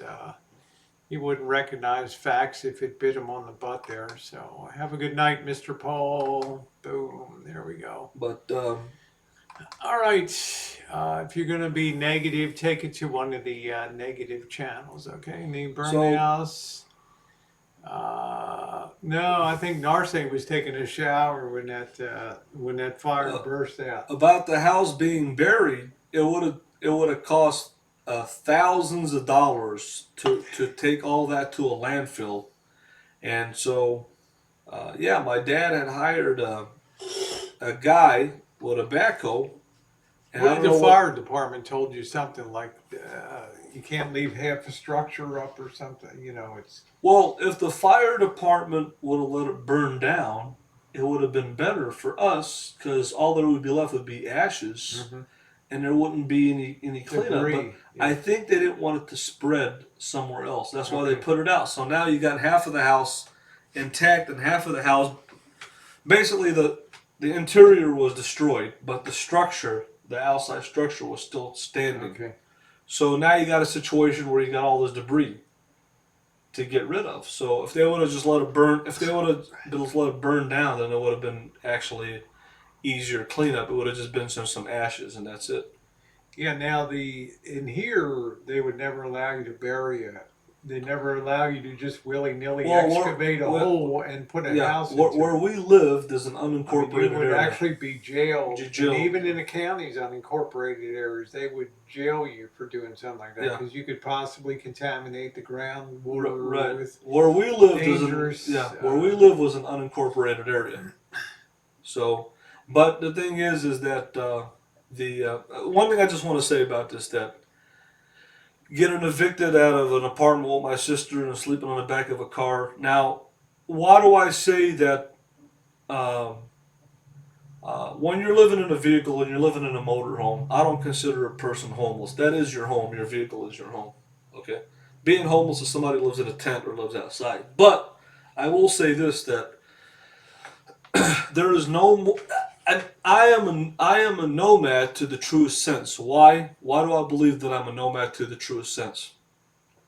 Because for years, when my family had the property in Arkansas and my dad had a home there, I always knew that if something happened in my life and things went bad in Chicago for me, and in 2008 I returned to the property. 2008, that was the last year I lived in apartments, and I always knew in the back of my mind, my home was Arkansas. You always I had a could go home. back somewhere. Right. I had a home base. I could go Right. back to my dad's home or And my that family's was taken property. away in 2016. Exactly. And when my family sold that property, now Elvis Travels has no dad's home or uncle's home. I remember you pulling away from the property and saying, I don't have a home. I'm really a nomad now. Yeah, I have nowhere to call home. And at that point, when that property was sold, that's when I became a nomad to the true sense, because now I have nowhere else to call home but the Lisa Marine. Right. Now it's the real deal. There's nowhere to go.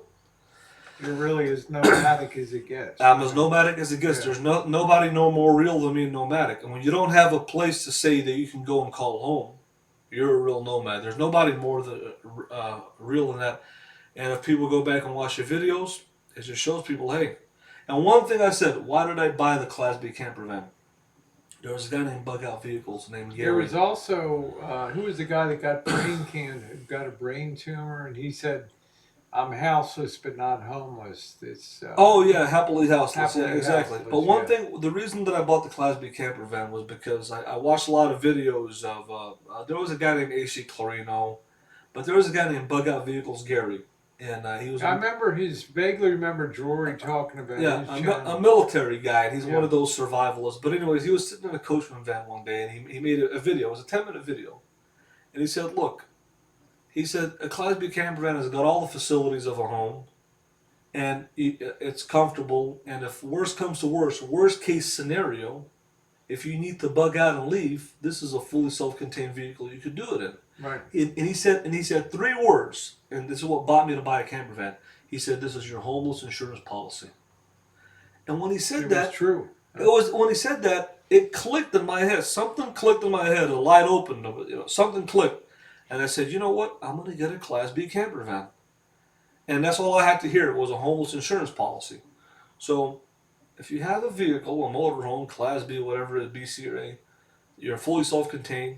Worst comes to worst, if you can start off as a weekend warrior, part-time like you're doing, or worst comes to worst, I'm not saying I hope everything is intact with the Rancho here. Oh yeah, I don't want to be in Exactly. Yeah, But if something were I to got happen, Missy Jen. exactly. If something were to happen here, and you had an issue, well, what happened? The government bought people FEMA trailers, but Yeah, if I you did videos of Santa Rosa's Right. FEMA trailer park. now, God forbid, say this place was gone, and if you had the rolling Rancho right now, it could really come into play until you get your life Right. back and get a house and do whatever you want to do. It gives you that time. Yeah, to that's true. So it's a homeless insurance policy, and that's all I had to hear was a motorhome is a homeless insurance policy, and that's my story basically. Yeah, let's tell Juanita Perla good night, Juanita. Have a good one, honey. Boom! I run a positive channel here. I'm not. There's plenty of other channels that you can go to that specialize in. So that's my story basically. That's in negative talk. So I suggest you visit one of them. I'm going to cook up a hot dog real quick. So right. So that's pretty much my story of a little short chronology of what happened to me, and with the house, with my first van, how I got to Lisa Marie, losing my family's property, and then transitioning into a nomad. And a nomad is a person who home is where you park it. Your home is your vehicle, and where you go is your backyard. No, we're not homeless, and our backyard is where our home is parked at. Home is where you park it, where our vehicle is parked at, or Class B, C, A vehicle, whatever you want to call it. Still dead calm outside. Yeah. So that's the bottom line. So Just like happily houseless, a YouTuber used to say, he says, we're happily houseless, we're not homeless. Our home is our vehicle. Some people call us rubber tramps. They call us van dwellers, urban stealth campers. There's all different kind of names, but I remember happily houseless, and unfortunately, he got the brain tumor, right. and I don't know whatever happened to him. So that's my story of. You know what happened to him, Marshall? Well, he met a woman, a girlfriend, and they bought they yeah she had a truck camper, and then they bought a Mercedes Sprinter B plus, and I don't know what happened after that. They just went off of YouTube. I guess they didn't want to be on YouTube or what the deal was. But I look at it this way that buying the Lisa Marie for me was an investment. The investment has paid off. I've lived in Lisa Marie for over 4 years. She's earned her keep in just 1 year of living in Lisa Marie. That saved me almost $10,000 in rent. Lisa Marie has paid for herself 4 times over, now going into 5 times over. So I look at it this way: anybody out there that's watching, if you have a vehicle, whether it's an SUV, station wagon, minivan, if you can stretch down and sleep in there and call it a night and beat the system, beat the man, beat hotels and airfare and Uber and taxi rides and all that, you're ahead of the game. And it could be something as simple as a minivan, $1,000, $500 minivan like D Dubs, all the way up to a $200,000 Airstream interstate Class B camper van. At the end of the day, it's all the same lifestyle. You know what I'm saying? So I'm here to share my story with everybody, and I hope you don't find yourselves. I wasn't forced into this life. I chose it. I chose this life years ago because I wanted freedom. It wasn't just about having a homeless insurance policy, not having a place to go. It was also a choice because I enjoy the freedom that comes along with it. Some people are into this life because they have to because of their financial situation. Some people are in this life because they choose, they love the freedom of it. Now, I love this money saving aspect of it and I love the freedom of it. I love both sides. So, uh, if I wanted to, I can go get a 9 to 5 habitator job and get an apartment like everybody else and, just live the same repetitive life, and just work my soul away and just pay taxes to the government and pay the landlord and just work, work, work, and you get nowhere. All the work all the money that you're making, you're just paying in taxes and paying for the rent, etc., etc., etc. Or you can live in a vehicle and make a small amount of money and have more freedom and more happiness. So the more money that you make, the more responsibilities you have.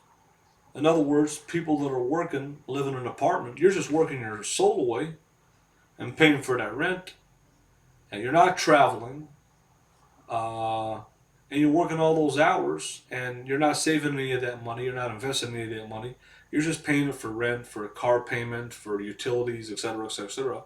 So you work more, you make more, you spend more. Period. You live a minimalistic life. You live in a vehicle. You work less, you spend less, and you live more. You have more freedom. You're able to go out and see places and travel and meet people and experience things. So life isn't about how much money you make or how much you work or what you have.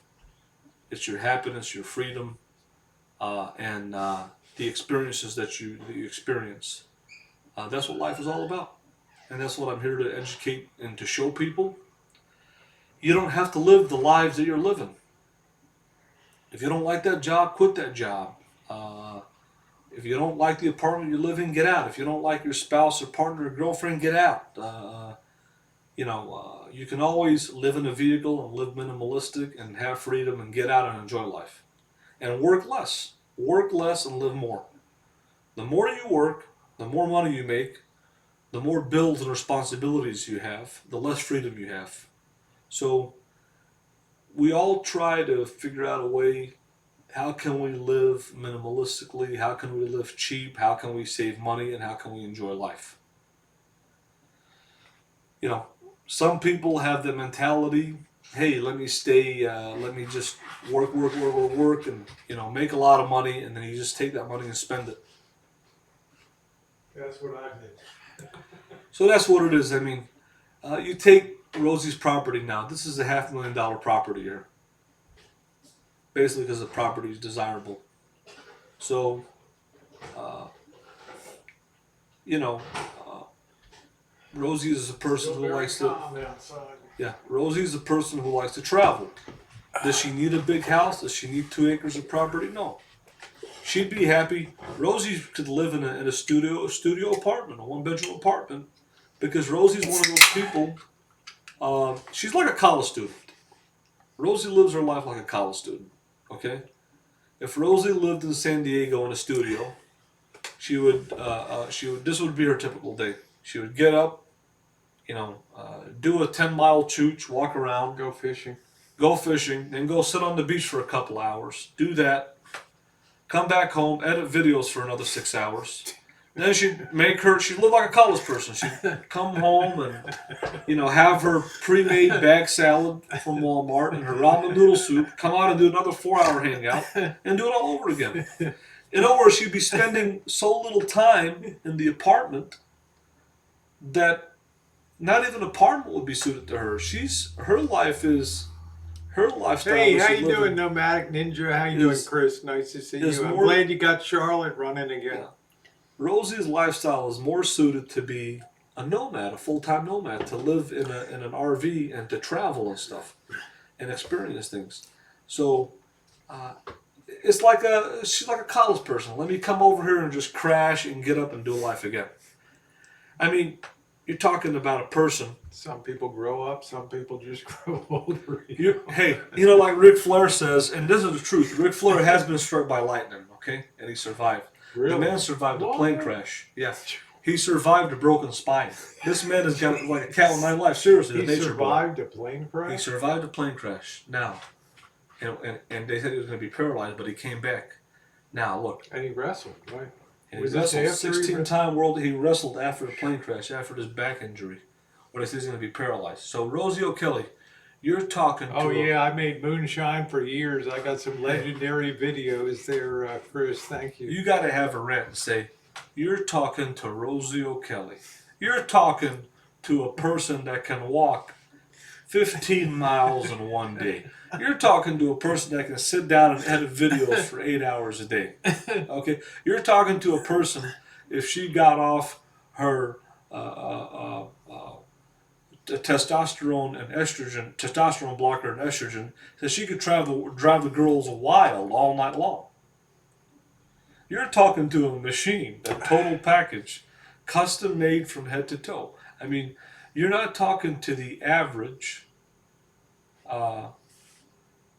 person that's her age. Rosie's physical shape that she's in, she's in great physical shape. She is a awesome specimen. Oh, thank you. That means a lot to me, Chris. Thank you very much. I appreciate that. She's an awesome specimen. Am I enjoying life? Yes, I do. We generally, anyone in Santa Rosa or the area generally dreads the month of October for fire season. But I will say this. Thank goodness the temperature is dropping radically tonight. That's a really, really big. Yeah, you get no free speech here, cyber crimes. Go take it to the channel that everybody gathers to be negative. This is a positive channel, so. We got conservatives, we got liberals, we got Trump. This is why I don't like to talk politics on my channel, because things generally degrade into negativism, and that's why you've tried to draw me into politics and religion before, and I say, man, the only time when I draw the curtain closed in the voting booth, Right. that's when I. Yeah. I think, Otherwise, well, she's been a mod for the better part of 8 months now, Janet. I've never had any problems. I've never had any problems with the chat at all with Kim. She's been a great moderator here in here. I just think talking about politics and and things is religion, just it's it's a a touchy- negative. it's a It's a touchy loser on YouTube. It always seems to generate controversy. Who likes Fox News? Who right, likes who else CNN? exactly? And I hate to see people torn up about. I hate to see people torn up about stuff on YouTube about politics.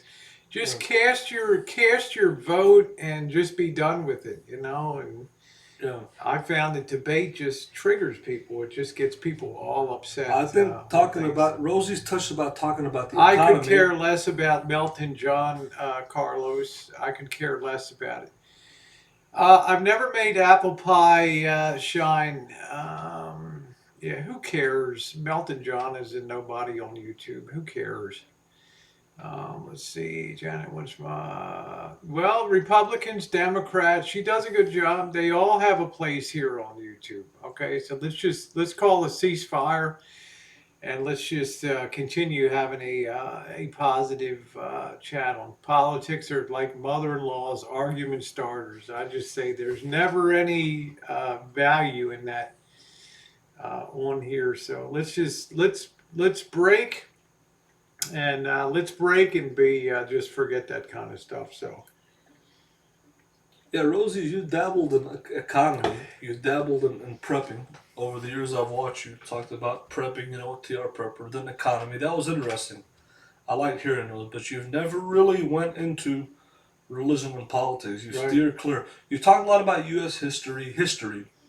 So yeah, Well, you can see like yeah, Fox News and which and it starts down the path where people just don't they start getting into fights with each well, other. I think your thing is even I try to keep us together. I mean, it's like I like Kim. Right. I love Janet. She's been my dearest friend. Right. And I hate to see trouble start on But haven't you chat thought since?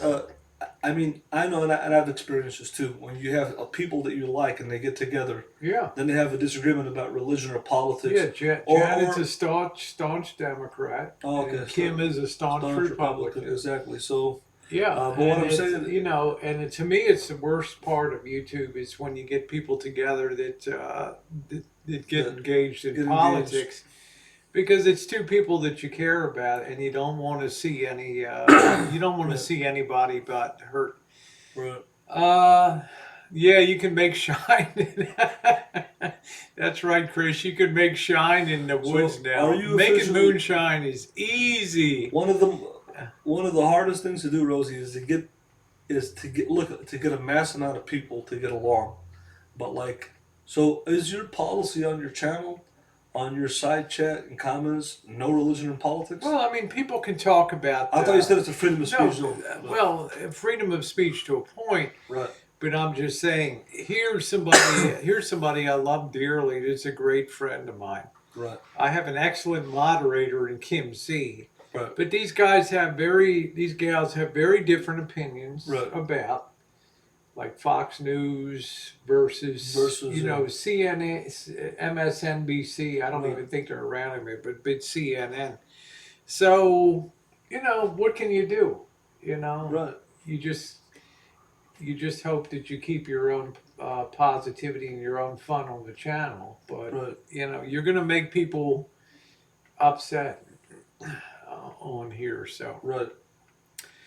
Where does Janet live? Never seen her. She's probably on no less than 400. Yeah, I did prepping. She's probably been in 7 years. Janet's probably been in no less than 400 of my videos. Janet, yes. Janet Fields has been in no less than 400. My earliest videos. Right. I started my channel in January of 2013. One of the very first things that we did was the Super Bowl of 2013. Okay, right. She had a Super Bowl party. down there. Okay, that's how long she's been ingrained in my channel. We've been to Reno, we've been to Sacramento, we've been to Las Vegas before I even had my YouTube channel. June of June of 2013, we all went to Oh yeah. Reno and celebrated Right. my birthday. Right. Joan Rivers was still alive. We went to one of the last shows Joan Rivers ever did. Right. You know, and we've had epic great times. And you one know? thing I noticed about Rosie is But that Janet has yeah. one claim to fame on YouTube. What's that? One claim to fame. She'll tell you, I've never left a positive comment on a YouTube video. Well, Janet, I like. You know why I like. You know why I like Janet. Now think about that. I've never left a comment. I don't leave positive comments on What I like YouTube about videos. Janet is she speaks her mind. She's a straight shooter. Well, she is. doesn't She is a sugarcoat very anything. straight shooter. But one thing I want to ask you though is that I admire her. You know, because over the years, I've almost she knows I don't talk politics and stuff like that. I've almost but she's very strident in holding her ground. She's always been very out about Trump. Exactly. You know that she does not like Trump. Now I've noticed one thing with Rosie that even like Kinsey, she doesn't sugarcoat anything. For like one thing I've almost known you for almost 5 years. Right. Okay. Janet's known you even longer. Yeah, Janet's known me for 11 years. Oh, that's a long time. That's a long time. Now, one thing I know about Rosie is that she honors and loves everybody equally. In other words, she's known Janet for 11 years. Well, Janet's, much higher rank. Because because we've been through a lot. You've been through a lot. We're both trans. We share that. Like for example, although she's never shared her transition story with me. Now ever. And I've known people. Now this is the only person I've ever known that's never shared. It's trans. I couldn't tell you one thing. Right. About how she came to that, how she came to that realization of what she is.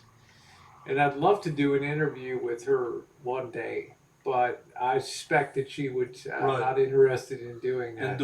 But she's a very fascinating person. She's Central Valley girl, Oklahoma roots, man, and I'm telling you, she's tough as nails. Well, and she doesn't mind putting herself out there and saying, you know what, this is my politics, this is what I believe. And she will come on the chat and she will combat people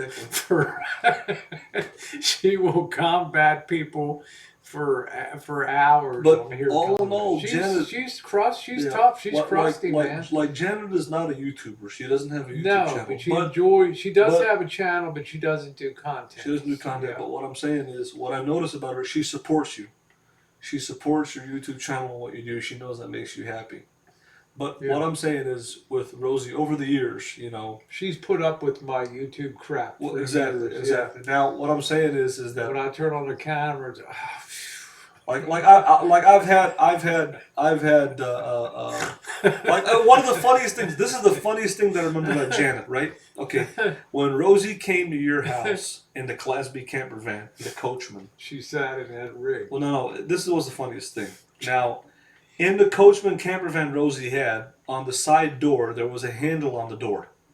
And Rosie never fixed that handle. It was dangling like a person's arm has been cut off. And when you walk out of a camper van, out of a Coachman camper van, you never walk out forward. And the reason is because number one, a Coachman camper van is not like a Sprinter where you just open the door and it's full body height to walk out. You're talking about 4 feet. Right.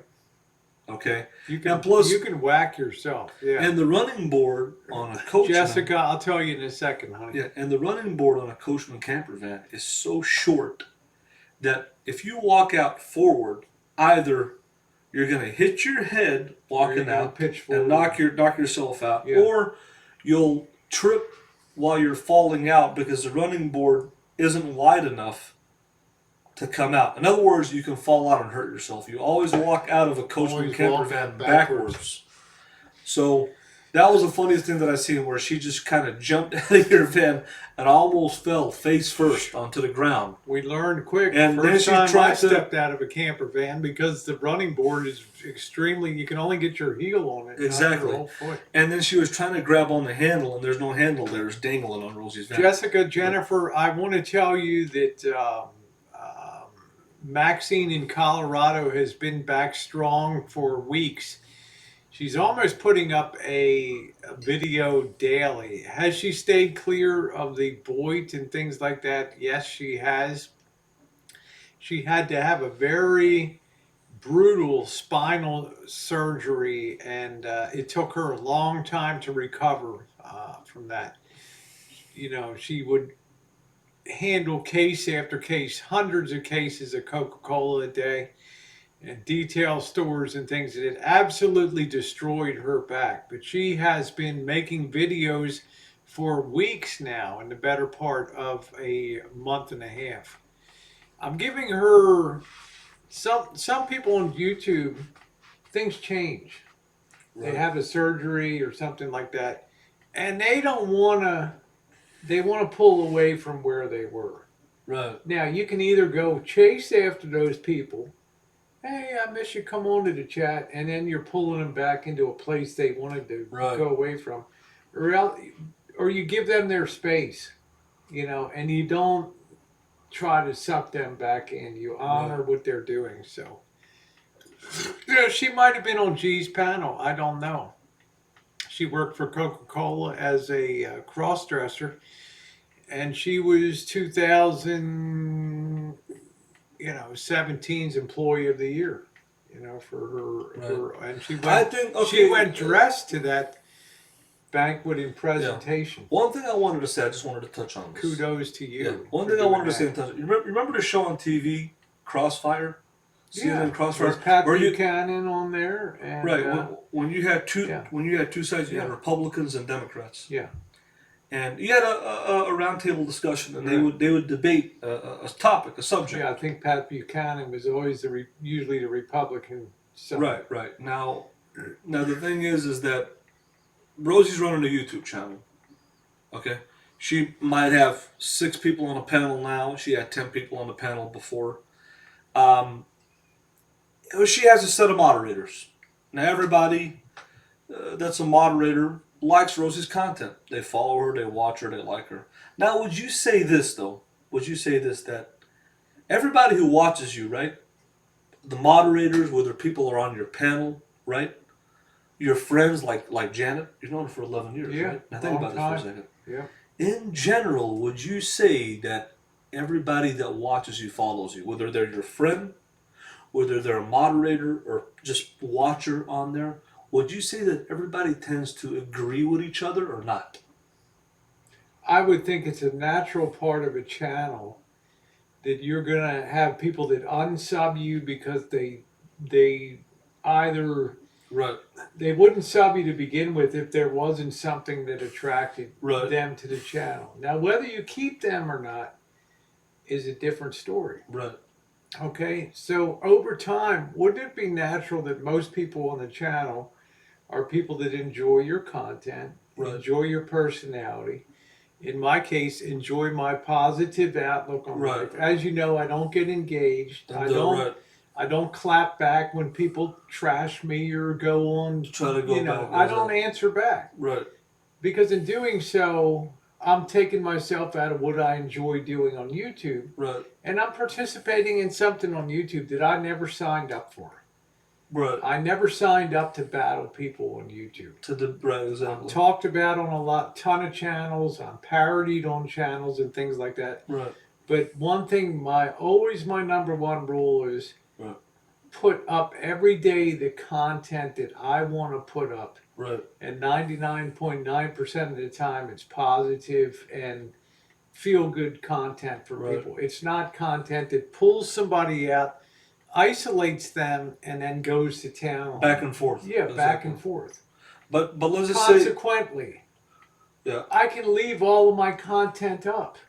Right. I'm not a person that has to come on Right. and worry about, am I going to get a strike or something like that, and then Right. go privatize your content and remove it. Right. Okay, all of my content stays up. Why? Because it's positive content. I don't have Right. to go to sleep and worry, did I Right. trash somebody or bully somebody and things like that. Right. Every time I put up content, I'm always thinking, is But this positive content or is this negative content? Now, from my history, 2 times I went real negative.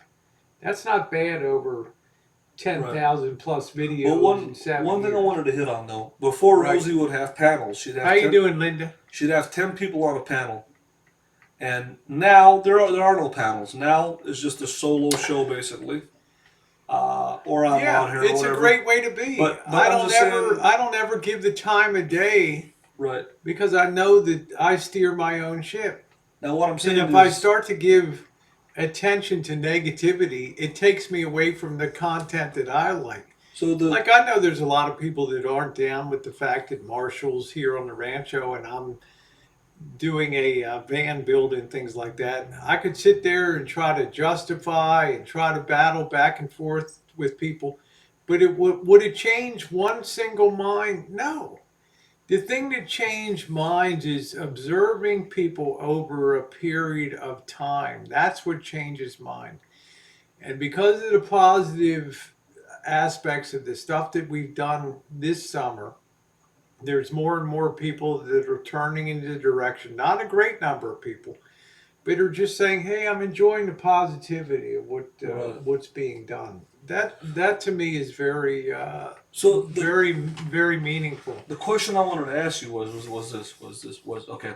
So two questions I See, got. cybercrime says you're negative to certain people all the time, but yet he can't name one Two specific person two that questions I'm that I have for negative you. about. On a Yeah. panel, on a physical panel, Therefore, his argument just is right? stillborn. There's no life On to it. on a physical panel, if you were to host 6 people now on StreamYard or 10 people like you used to, right? In order for a panel to work on YouTube, do you believe, and we're not talking about religion or politics, we're just talking general conversation. Do you believe that everybody should agree with each other in order to have a No, successful panel? No. no, because you're never going to have people that agree with each other. You never have people right. Panels have a lifespan. Right. Everybody's excited about the beginning. The panels reach a peak. Right. Then something happens. You get the same people together in the same chat room Right. day after day, week after week. Something triggers somebody, and you have an explosion Explosion in the of chat. something, exactly. People peel off, and then it's like a in space. If you were to have a planet explode into smaller, everybody starts to go their own way, exactly. and do their own Do their own thing. thing. Now, And then that original panel kind of dies away, right. and that's Now, it. would you say this? How many Hello, moderators? How McFly. many moderators do you have now? About 10, 15? 5 active ones, I would say. Okay. So No, 10 or 15. No, out of the 5 moderators that you have, the 5 of them, right? Do they all agree with each other? In other words, like right now, one of your moderators didn't Why agree would with I? you. Why would I care if they agree with each other? I don't even ask them to agree with me. I ask them to moderate a chat. Oh, okay. Not to kiss my bum, but So- to be in here Right. and help run a Moderate chat. the That chat, people right. aren't being hateful. But would you say that they things like agree that. with each other on a majority of issues in life, beliefs? Do they agree? Are they, in other words, do they all? Is it necessary for them to agree with each other? Is it necessary for all of them to be Democrats or Republicans? In other No, words, like, it's necessary to be, no. I don't give a litmus test for being a moderator. right. My key was people coming forward when I told people I'm looking for a very small core of moderators. Right. And some people wrote me and said, yeah, I'm interested in that. I looked Right. them over. And, some are women out of the drama community that are used to large chats that can get pretty hectic and crazy. Right. And I really appreciated them saying, hey, I'll moderate your chat. And I'm like, great, and did that. Once that core was filled, that was it. That was There it. were people that wanted to be filled moderator Right. that I didn't think could fit the role Right. properly on here. Did they? So I don't require them. They don't like some of the things that some of them are against you being here and doing things, but yet they're still able to run it. They're still able to run it. Right, exactly. Is IRC Bully still a moderator? Is he still a moderator? Yeah, of course Okay, I cool. don't take wrenches away from people, Okay. right? No, Is there that's what I'm anybody saying. I've ever stripped? There was Gina C who came here. Right. Then she disappeared for months. And as an act just to clean up the wrenches, I removed her wrench. But she never came back into the chat to give it to her again. But she goes on to other chats. So I don't need people that are that sensitive. You know what I mean? If Well, a lot they of don't people. give you the benefit of the doubt, in other Right. words, A lot of people you want know, to be this is a moderators. person we Right. supported, sent flowers to when she had her Right. hospitalization and stuff. And I don't need people that Right. that don't have the faith to continue with you. You Right. know, A lot of I people don't. want In to. other words, I don't like overly sensitive Right. people. I like people that are very thick-skinned and A lot of people want to. A battle. lot of people want to be moderators, right? They always ask me, "I want to be a Hey, how moderator." you doing, Lori? How do you think I should choose a moderator? Question two: How, if I want to get a moderator in Elvis Travels, right? What should I base that criteria on? Get a moderator that. Like, what do you base yours on? What? Don't get a moderator that's just going to tell your company lie. Right. Okay, get a moderator that understands how to moderate a chat, understands the limit of what you can post and what you can't post Right. in a chat. That's my advice for that. Don't look for a yes man in your chat. Okay, Right. care more about can they moderate a chat or not. Right. Okay, because these have been pretty tough for the kid. Hey, Scottish, been pretty tough for the last couple months, but I still contend it's the best moderator core in the business. Did most of them come out of the drama community? Yeah, Right. but the drama communities like this, man, they're swinging and punching and doing Right. their thing. So there's something very special. Yeah, and they don't have their own agenda. Thank you, Cheryl. They don't have their own. They have opinions, but not an agenda, and I really like that. Look, I Right. mean, we've seen people, they'll start chats. The go to thing is, well, what's going on the boy today? And it'll come around to Elvis and Rosie because they know that's what will bring, The views. viewership in. Exactly. Exactly. Right. The touchstone is what other people are, what are they doing or Right. what is XYZ doing? In other words, they don't have their own Content. program to talk about, which is Right. fine. That's good. You don't need to have your own content to be on YouTube. But yet, give credit when you can have, after midnight, 3 a.m. on the West Coast, and you could have 220 people on a chat, Right. and you don't have to mention other chats or other people. Talk about anybody else. Yeah, Just exactly. talk about what you want to talk exactly. about. You talk about what you want to talk about. That's a real positive affirmation that you don't have to go negative to draw people to a chat. Right. And that's what I love. Yeah, I have great mods. That's what I love is to be able to come on, still have a lot of people show up because there's got to be a counterbalance to, uh, I don't want to say negativity, but there's got to be places that are just more positive in content and How you doing, IRC Bully? Now, like I said, I remember Greg being yeah, like rock Kim for. C. She's not. Monique is not offended easily. Kim C. is as battle hardened as they come out here, Right. and they might tell me, Rosie, they make comments too.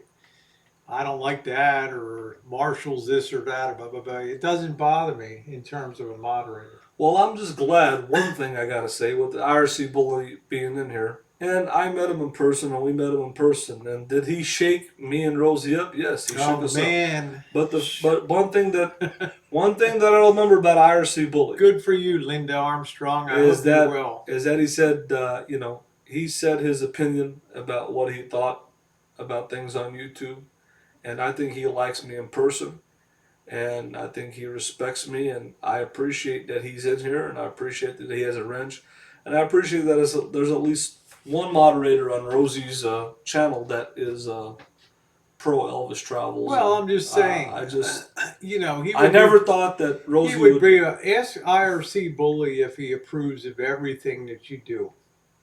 Right. I mean, ask him. I don't. I mean, It's like me. My moderators don't approve of everything that. If I took a vote upon my moderator, should I rebuild?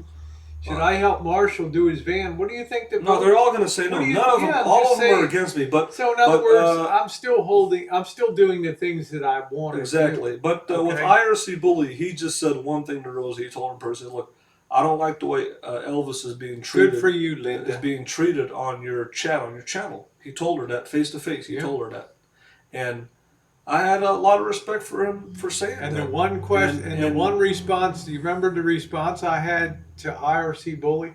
What was that? I said, "Why do you think people Right. do that?"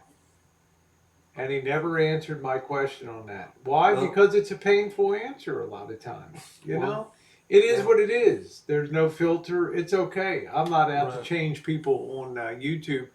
I'm Well, out to really, make a difference and enjoy. I'm doing a fan build because I love to do that type and of I can ask the work. same kind of question too. Like you say, why do people talk negative about Elvis Travels? And I can ask the same reverse psychology Of question. course. Why is someone on YouTube talking about Elvis Travels instead of making their own content? In other Right. words, if you have your own content, you have your own life, you're going to start a YouTube channel, have your own content. Well, to me, Instead of, that's always the best thing to do. exactly, But anybody there's can. people here that Right. have no interest in picking up a camera that enjoy interacting with people in a chat. Exactly. They're not going to make They're not going content. to make content. But the Exactly. thing that really delights me the most is you'll never meet these people in your life. You will never see them on camera. Right. But yet, how many people come into the chat and are positive when they could come in here like a house of fire and just ravage somebody, and yet they come in positive with total anonymity. That's the thing that blows me away. That there's Right. nice people out there Right. that they could hide behind the cloak of you don't know who they are, you'll never meet them. Right. They could just come into a chat and rage and just tear you to pieces. But Right. yet there's people that show up positive every day that you'll never meet. That enjoy the fun and the good times. I'm not saying they don't go to other chats, but I'm saying that's the thing that blows me away. Well, on take YouTube. the example Coast 9500 in Now, general. let me finish with Yeah. IRC Bully. Right. You'll also notice. Good night, Joe Smith. You'll also notice when I give somebody a wrench, I don't take it away. Right. Bully has a wrench. Right. I don't tell my moderators what to do in my chat.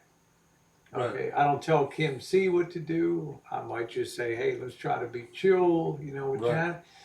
I don't tell JK No Cow. I don't tell IRC Bully what to do. Right. So if you want somebody to be, a moderator, let them be a moderator. Let them do their job. Yeah, I think your channel's well moderated now. I don't think you need a lot of people. I only have smooth operator. Yeah, that's what I'm saying. Right. I don't think you need a lot of things right now. There comes a point when you're moving forward in life and doing content on a daily. Detroit, Chicago, Buffalo. There's a point that people start to tail off because because the negative aspects that they perceive in a talking point start to disappear over time. Well, Now you're turning more into a travel channel. right. You're doing more of the things you enjoy, RV. Your whole chat's not consumed with, gigantic troll chat and things like that. And your supporters are starting to, your theory was correct. Your supporters are starting to return to the chat now and exercising their, at least their verbal support. Well, it's kind of like it's I look at it this way: if you have moderators on your chat, if they're doing their job, you don't have to touch that keyboard. Yeah, Let them take care of it. That's their have job. you seen me touch my? Exactly. I've not timed out. I've not banned anybody tonight. Exactly. So I mean, so they're absolutely perfect in here. But again, like Rosie says, she's not controversial. She's not talking about anybody else. It's talking about her, talking about me. I never have. It's not the key to happiness on YouTube. Okay. Right. She's not talking about. We've all seen when you set up a channel. Right. That's dedicated to going after somebody. Right. What inevitably starts to happen after a while. Okay, this is what Yeah, happened. people This is turn what happened on. with Dave the Yeah. Fisherman or anybody else. There's a huge support group, and then it gets smaller, and people start turning on the person that was trolling me. It's happened to Yeah, Dave everybody. came in as a hero, right? He And came I in. was standing against Dave, and I Oh, he got, came in. yeah, He had the whole world yeah. behind him. This guy had the whole world behind him, and people went against him so much. They tore him up so much that It just shows you uh, how his things can his change circle over got time. so small that he's not even on YouTube anymore. He came into this community as a larger than life character, With the and wind at his back, and it was like right, Mike the Million Dollar and Man was the greatest thing that ever happened and on one thing I YouTube. told him in person on video. Thank you for the support that he supported me. I don't wish bad karma or ill will towards anybody. I think what he did for me was I appreciate the help that he helped me. There are certain things that he did that I didn't appreciate, but all I have to say is that right now he's not on YouTube. Regarding he doesn't have an active YouTube channel and continuing on, you know, what he's doing, you know. But everything has a shelf life. It has a shelf life. Elvis Travels is still on YouTube. My channel is still intact. I'm still here making content. I'm fortunate that I have a person in Rosie like my life who has helped me in a lot of ways here with Lisa Marie Build, uh, and I feel lucky. I feel blessed. I do. And in the end, what does it boil down to? How long does that have a shelf life? 6 months, a year? Uh, so, like Rosie is saying, content trumps everything. Content Positivity always trumps trumps everything. everything. If you're So, producing content, if you're taking people if you just places, if you're doing interesting things like taco crawls or doing a van right, rebuild, people will watch, right, And that's all I've ever tried to do over the years is just bring content. Well, we're just moving forward here. We're just killing time. I'm gonna go do a wind check real quick. okay, cool. Real quick. Anybody that doesn't want to see anybody that doesn't see positivity in the summer travels and things is not a person that they're not recognizing the reality Right, of things. There comes a point where you move on in life, but you're responsible for your own stuff, Marshall, as am I. So. right. Well, like I said, guys, it's been a step-by-step So process. far, Jan, not a bit of wind. Uh, Step-by-step process for us. Yeah, just We've keep done bringing content and uh, being bringing positive. content, being positive, not talking about anybody, producing content, making content, traveling, and heck, I'm used to having many people talk about me. I'm used to having many people make videos about me. Uh, but at the end of the day, all those people there's a shelf life behind that. It could be 1 month, it could be 6 months, it could be a year, but every troll channel has a beginning and has an end. We've seen all of them. And usually what will happen, uh, the trolls will attack the trolls. That's what happens in the end when it comes to the game of YouTube. And uh, we've seen this happen time and time again. So it's just a cycle. It's a cycle that happens. Troll channel is produced, a following is produced, a person is attacked, and then that person, in the end, that person gets attacked by their own followers, and then they are nowhere to be seen. And I don't have to name any names, but it's happened time and time again, year after year. So I'm used to it. I'm aware of the game of YouTube because heck, I've been on YouTube since 2014. It's been 5 years, so I'm aware of this process that goes on. It's a process.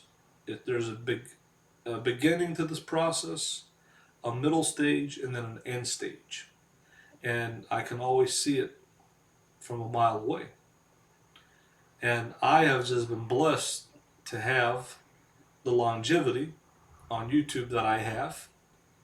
I've been blessed to keep my channel strike free. I've been blessed to have the amount of support that I've had in the past and until this day. And I'm blessed to be able to say I created a foundation for myself on YouTube with my channel that has a lot of good content based upon sharing my life with the audience, from my motorhome reviews to my food reviews to my travel videos. 4,300 videos and almost 5 million views later is not a lie. And that's why I hope that everybody that's watching can simply go to my channel and subscribe to Elvis Travels if you haven't subscribed. There might not be a lot going on right now, but you can always go back to my library of videos and care to see and check all the content that I've produced for the past basically 5 years. Sharing my life, the motorhome reviews, the RV reviews, the food reviews, the travel. Checking the news real quick. A lot of stuff. Rosie's doing a news check on an update on what's going on. I think they're saying the winds are going to start coming in at 2 in the morning here. Still dead calm here. Still dead calm with the wind, and I think they're going to be starting to build up pretty soon, anticipating the wind event, which it's going to be stressful here for another 24 to 48 hours. You're talking Yeah, the fire's still a long way away. Sunday going into Monday and all the stuff that's going on. But like I said, I'm glad to see all the people that have been watching me for years, like Mr. IRC Bully. This man has been watching me since 2014. And you have new people that are in here. YouTube is a revolving door. There's people who have been watching for years, and there's new people that are watching, you know. But So- I think about Bully. Let's say goodnight to cyber crimes here. There we go. All right. All right. Rosie, wouldn't you agree that a troll a channel has a shelf life?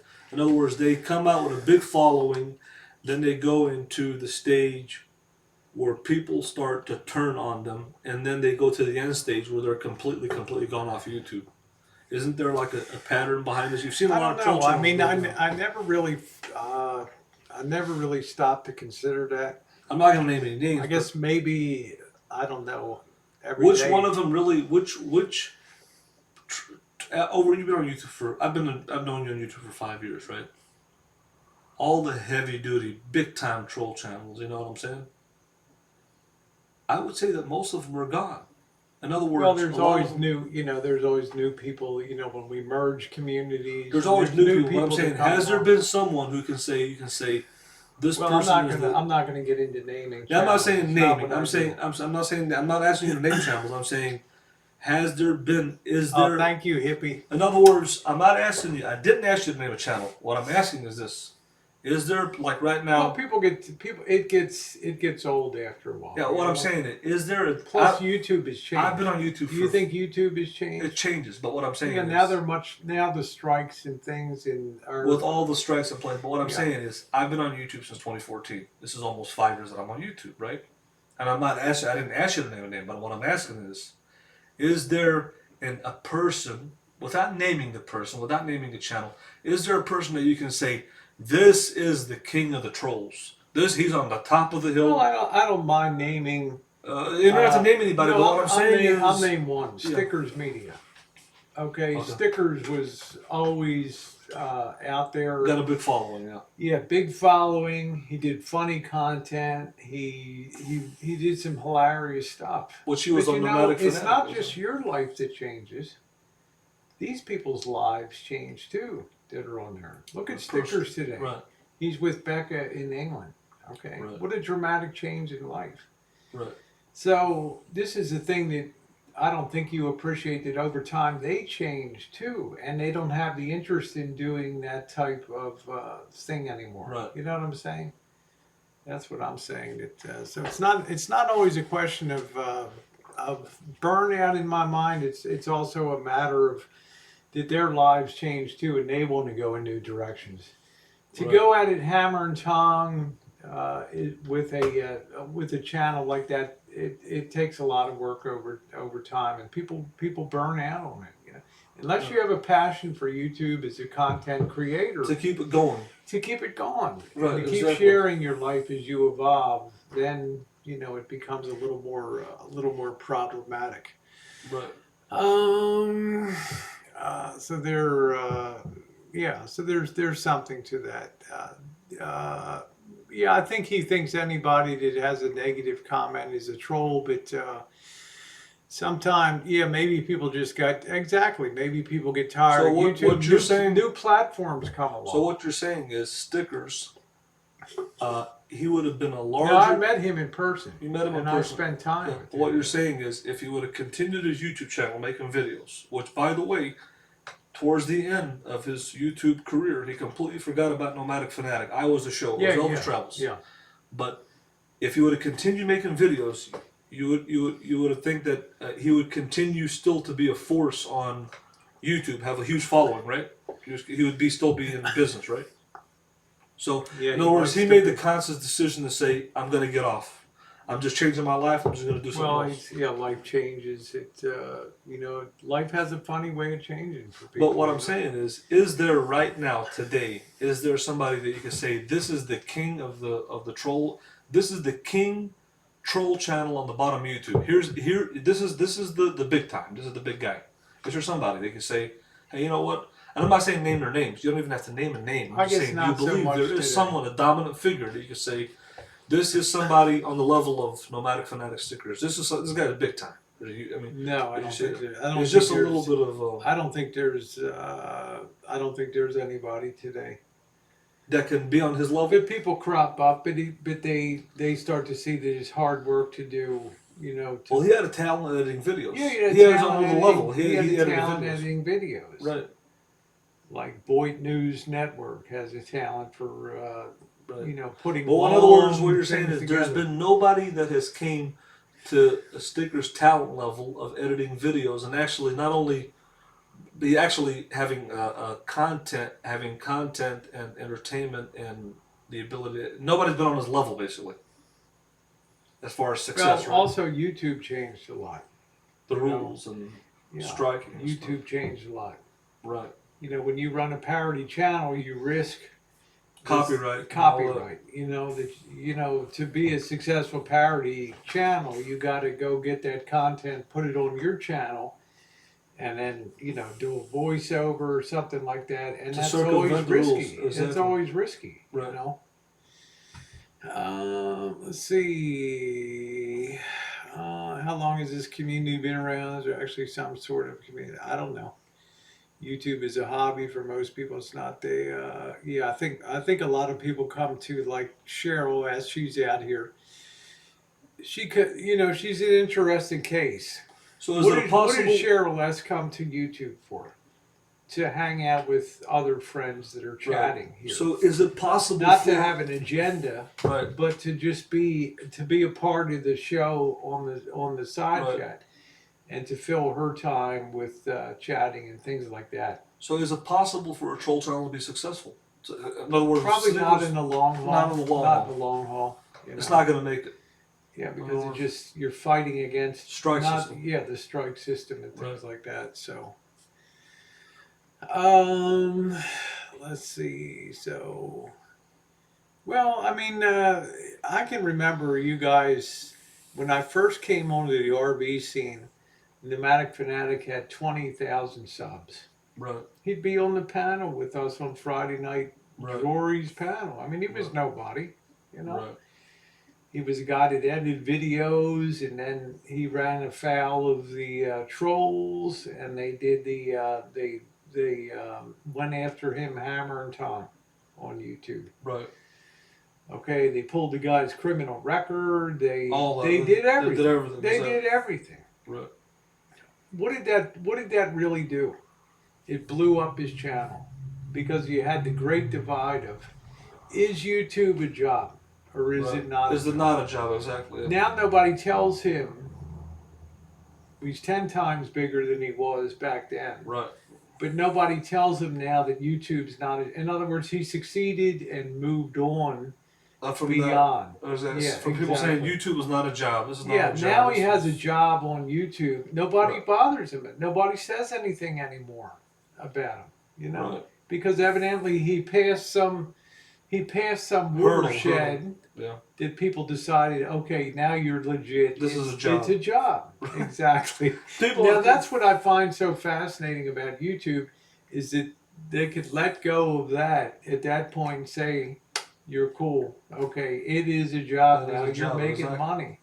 But he had to thread the canyons of Right. real, and he'd do videos complaining about how he's being persecuted and stuff So, do like you that. think his channel grew because of the RV Oh, community, yes. or because of women who like to watch cats? No, They're it saying wasn't women. it wasn't. It was the whole divide of e-begging versus, not e-begging. But who do Jimmy Rance who do you think his was core audience is? Jimmy Rance was a huge leader in the anti-e-begging Right. movement.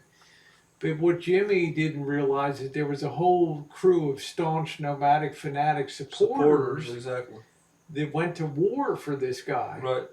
And because they enjoyed him on YouTube, and exactly. then there was this huge divide that split the So is that not. split the RV community. So who do you believe? Because you mentioned nomadic And fanatic. it was really the attention that blew up his. What's the channel. core of his audience? Who's watching him? You think? Is it cat ladies who like to watch cats? Is it Yeah, RV since you people? invited me, Cyber Crimes, I'll be happy to once again show you the door. So Who do you think is his core audience? Nomadic fanatic. You say it's 20,000 RV people. RV people. Hmm. So after seeing him grow as big as he is and Bob Yeah. Wells, do you still underestimate the RV community? No, not You at still all. know it's a force. Not at all. It's a Yeah, force. it's a force. To reckon. And one thing I noticed is they don't Right. involve themselves in a lot of live streams and other. They just Stuff put like- up content. They just put up content. Exactly. And then maybe once a month they'll do a live stream, Right. Exactly. or something like that. At least that's my thought on it. I heard So the sometimes all the pandemonium, attention, like when you want to bring out and you want to bring attention to something that you perceive as negative, often it has quite the opposite effect of what I've you told want. you about pandemonium a couple times. The transgender female. Oh that yeah, has yeah, the- yeah, yeah. I just heard. I haven't watched her channel in a bit, but I heard that she just bought a new RV. Class A. I believe. Is it? I didn't get a chance to watch. Yeah, I Did you? think she bought a Class Class A. A, yeah, right. I think, yeah. So it's like, Yeah. I don't want to say they graduated from, it's like now they get a pass and now they're allowed to say, nobody tells Nomadic Fanatic, get a job, man, go get a job. You know what I'm saying? Well, He passed a point where he's- where it was okay to do what he was doing. That- Why? Because he got big enough that nobody could question that people were watching his content and enjoying it. Right. My question: at what point do you pass that where people are like, This is a job. "Elvis, you got a job now. You've made it. You know what I mean?" But that's it. But in other words, what I'm saying is that's that what I find. That's what I this Class whole C, thing, that's what I find. this whole so argument fascinating. about YouTube is a job or not a job. This is old news. People, the majority Rob. of people, audience that I've been watching in the RV community have agreed that YouTube is a job. Because if they That's didn't, what I find so because amazing. if they didn't agree that it was like, a job, what is Pandemonium's job? I- She doesn't have one, she doesn't have a job. right? Mike, She gets a wide pass. She's not called a bum and things like that. Well, no matter Or for that, Mike Living or Free. anybody else. Mike Living Free. Right. He He doesn't really have. Yeah. I've never seen him have a job. that's what I find so fascinating. So in other And I'm words, not making judgments on people, but I do observe things, and sometimes I shake my head and say, "How did that happen?" well, Kemper Van Kevin, as far as I know, I like him and I'm a big fan. He doesn't, as far as I know, he doesn't have a 9 to 5 job. I mean, No, he does doesn't. YouTube, He doesn't. but I don't know what A lot of these people in the I mean, caravan don't have any job. All they do is YouTube and travel and as put up far videos. as we know, yeah. I mean, Yeah, so, as far as we know. Yeah. but I'm not making judgment, Wanderlust Estate has a job. but There's a I'm lot of saying, people, right? yeah, Wanderlust Estate works many jobs Many along jobs, the way. exactly. Yeah, Yeah, exactly. and that's a good thing. And that's a good thing. Yeah. So I mean, Francis goes back. A lot of people go back, but again, like you say, when did it get to the point where you can say? The other day I was in there and we had almost 400 people watching, and everybody said, "Elvis, get a job, get a job, get a job." But like you say, is it a personal? In other words, when does a YouTuber graduate from the RV community? Well, that's what I'm saying. When do we graduate and say, do "Hey, you get your diploma and it's like you're good to go"? yeah, now, exactly. You know? This is not." In other words, when does a person graduate and say, "You know what? Hey, this is a job. It's not begging." That's the thing that's fascinated me the most Right. about YouTube is the people that pass to the point where they're not. But they not still trolled. have trolls, though. It can't be Yeah, 100%. but I mean, people. compared to the early days, like the huge trolling of Nomadic Fanatic. Oh, he was trolled to death. Yeah, he was trolled to death. Right. And now he's at a point where nobody even makes content parodies, so he does his own thing out of here. So Right. I only mention that because it's fascinating to me as an observational point of view, not passing judgment on the person or the people that critique that person, but just to say, isn't it weird how this phenomena happens on? Like, why didn't they attack Pandemonium? Well, that's what I'm saying. Why didn't they attack? I scratch my head, Kevin, and people would say, "Well, what is your job?" I'm a YouTube content creator. That's it. Right. You know. And I don't see people in there get a job and in the comment section and things right, like exactly, things like that. Darlene, how you doing, honey? Down in it is 12:50 a.m. I'm just on fire watch here tonight, so I'm having an interesting philosophical conversation. So it's almost like people reach a point and then the critics kind of give up on that. It's like, well. They've survived. They've run the gauntlet. I think with people, what the thing with people is Super Chat and AdSense is a 1099 tax-paying contracted Google job. I think the people's issue is PayPal and GoFundMe because that's donations, and that's what people don't consider a job. They're like, this person's begging for money because obviously there's overwhelming. It's public knowledge that AdSense and Super Chat is taxed earned income. You're a 1099 contractor with Google. We don't work for Google, but we're 1099 contractors. But the issue with people is more PayPal and GoFundMe because people look as a donation. They don't look at that as your income or part of your business or shtick. They look at that as begging. That's where most people can say, yeah, you know what, this is not part of YouTube. This is so anybody who has. But I've noticed on here, like in my particular case, when I don't actively seek, I'm not out here saying support me, blah blah blah. I don't have my PayPal.me stuck on my channel page. Right. I don't care if other people do. Right. But I'm saying then the script will switch to, well, this person is passively asking, right. They're not overtly asking, they're very cleverly, passively asking for things. So it told me you can't win on YouTube. Even when you make it totally voluntary and you say taxes are never collected and tips are appreciated, now it will be shaded that you're a more of a underground sort of e-beggar. Now you can argue and say, ever since I started YouTube in 2015, yeah, say if I would have if I would have did it Rosie O'Kelly style, I would have never asked anybody for $1, right? I would have never aggressively asked. Taxes are never collected, but tips. Say I would have just sat here like you, and put a GoFundMe and PayPal up, but never asked for $1, right? Do you think I would have made the money that I made in the last 5 years? Do you think I don't know. I can't answer that question. Now, in your opinion, I can't answer that question. Yeah, I can't answer that question. Now, I have been the only person that has staunchly been a supporter of GoFundMe, PayPal, fan fundraising, AdSense, Super Chat.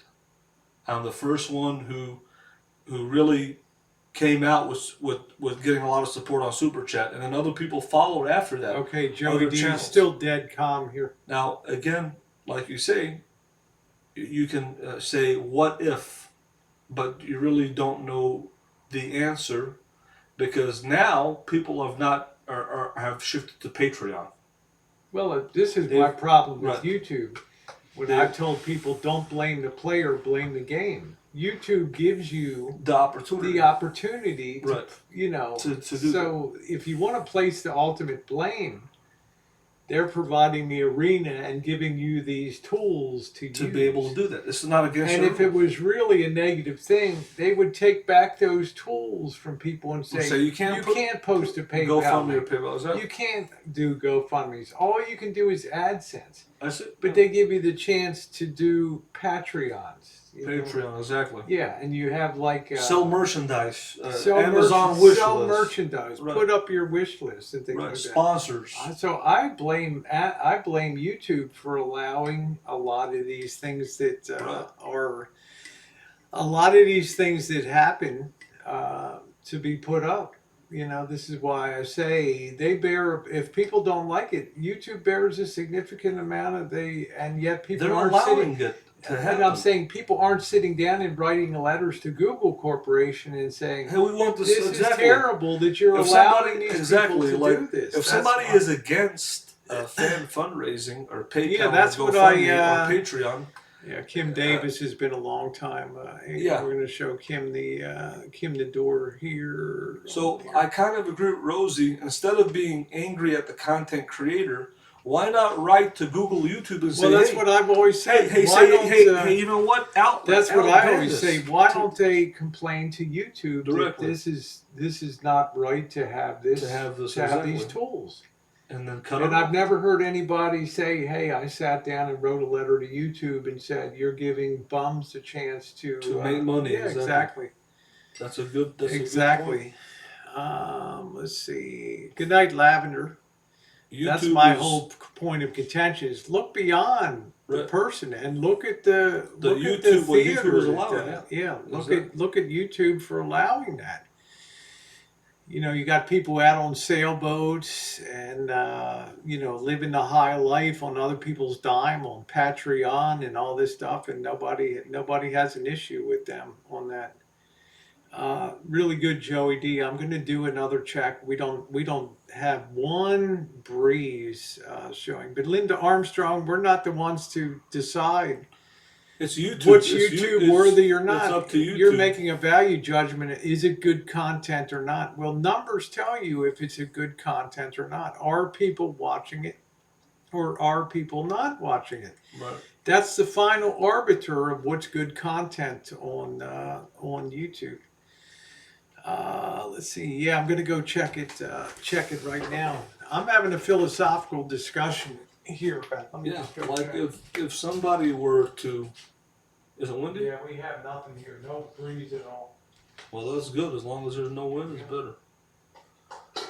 I think there's something to be down on the valley floor that you're protected from a lot of the high winds that are sweeping on the mountainsides around you. Let's see. Right. So, yeah, it's good to talk about these issues because I've always contended for years on the channel that how many people write to YouTube Yeah, if and people say, are stop so- these people from doing that. If you people know? are so adamant about this, why don't people get together and make a petition to YouTube, a group petition To stop these tools. to stop it and say, hey, you take know what? away these tools. We disagree with having Patreon, GoFundMe, Yeah, PayPal. take care, Monique. Love you. Take away, and even if you're against Super Chat, say, hey, I'm against this. Let's have a petition of the audience. But YouTube looks at advertisers because advertisers make the money. They pay YouTube and they pay the content creator. Now, who's YouTube going to listen to? The advertisers or the people who watch? That's a very important question. Who are they going to listen to cater to? Yeah, a lot of people Uh, hate beggars, so so their whole frame of mind on YouTube is cast in that, but they right, don't see the people that pass through that way on their way with YouTube is allowing it. patriot. Yeah, Yeah, YouTube is allowing this. yeah, So to get to exactly. the root of the problem, going after the content creator is not going to cause anything. You have to go to the root of the problem. YouTube is allowing this. They're giving people this platform. It's not against their In other rules. words, So why if not they go? took away PayPal, Right, Patreon, and GoFundmes, right. then would people still have an issue with the content? Well, some of them might contact Right. advertisers and And disagree say with the disagree content. with the It's content yeah, exactly. yeah. But the advertisers, the advertisers are paying YouTube to be on their platform. That's the bottom line. But I guess YouTube decides, is this content advertiser friendly or not? It's not up to the advertiser. In other words, if Ford is playing a commercial on Elvis Travels, you can't call Ford and say, "Hey, man, there's a guy named No, Elvis I Travels, would never block people that can't or and you're will on not donate. You're on No. Elvis Travels channel, Ford." You'd have to call. You have to contact YouTube and say, "Hey, this guy's But if it content." was me, Linda, I would stop watching the content, I mean, that would be my answer. Right. If you felt like you were harangued to donate, I would no longer watch the content. I would just move on. I Well, wouldn't Krusty has got a good comment there. visiting Seeing, someone's channel like visiting someone's home. They have every right to toss you out of their home. There's no expectation of free speech in somebody's home. I agree. Um, We have the tools. YouTube gives us the tools to get rid of who we don't want on our yeah. channel. Just like you have the freedom not to watch a person's channel or to strike a person's Well, channel. that's cool, You Linda. And know, there's never the expectation for me. I would never give anybody the boot. I always say tips are appreciated, but taxes are never. That would do 99.9% of my subscribers won't ever donate, but it doesn't make one lick of difference to me because I enjoy the people that come on and write nice comments. That's a beautiful thing to me. Twitter, for instance, is pure evil, but small time YouTubers who ask for donation are the least dangerous. They are small time and honest when you think of it. Yeah, I don't even go on Twitter anymore. It just became I'm not a big fan of terrible. Twitter, but I've seen a lot of people are going on Twitter, and it's a way to grow your channel. And I'm thinking of Yeah, making a thank you, Twitter. Linda. For me, I would feel queasy, and this is just a difference between me and Elvis. My life isn't dependent on, it's not going to change my life any. Yes, it enhances it. People send me nice things, necklaces that are handmade and things like that. For me, I would feel very queasy coming on and asking, pay your taxes and things like that. But to me, it's not my channel. And I draw the line where YouTube does, it gives people the individual freedom to do what they want on there, for good or bad, and then to suffer the consequences of that behavior.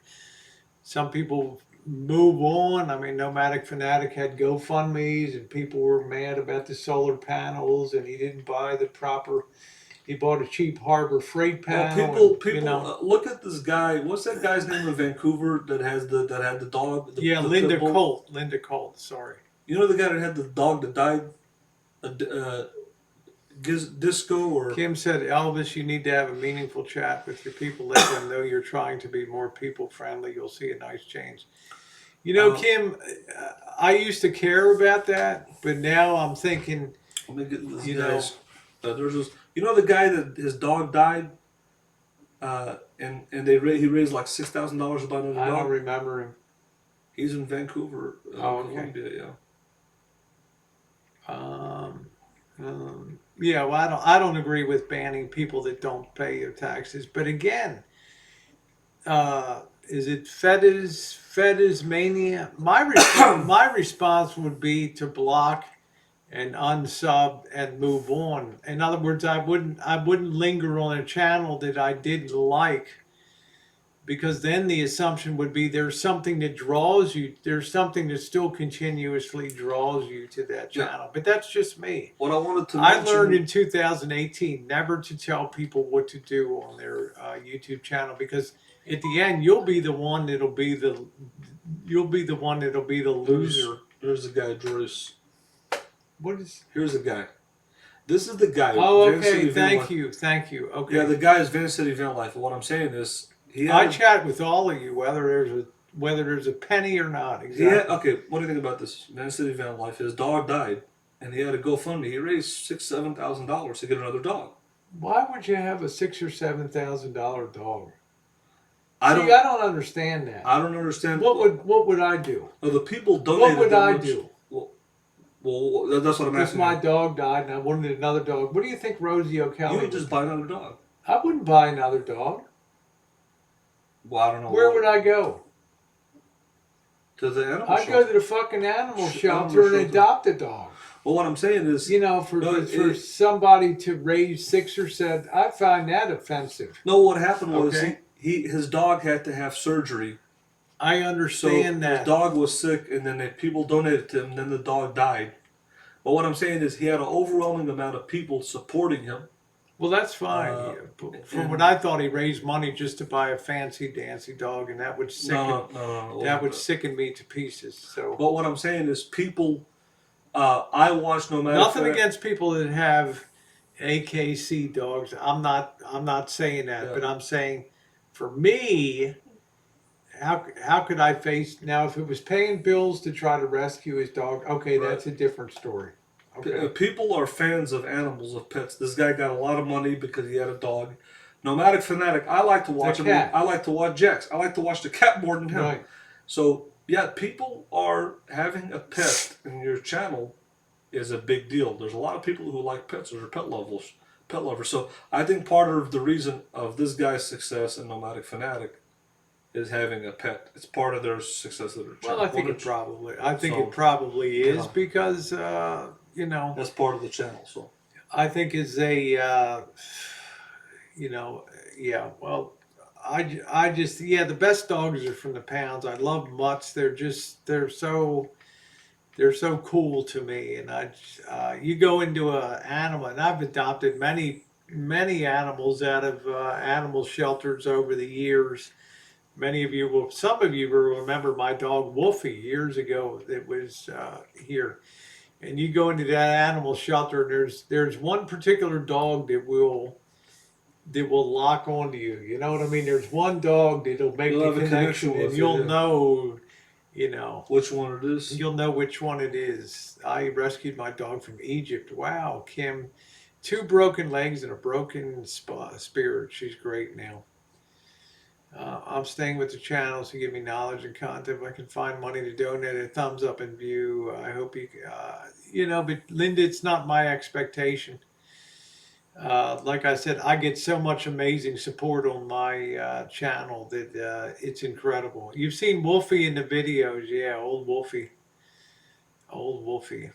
Yeah, I think pound pets helps reduce the problem out there.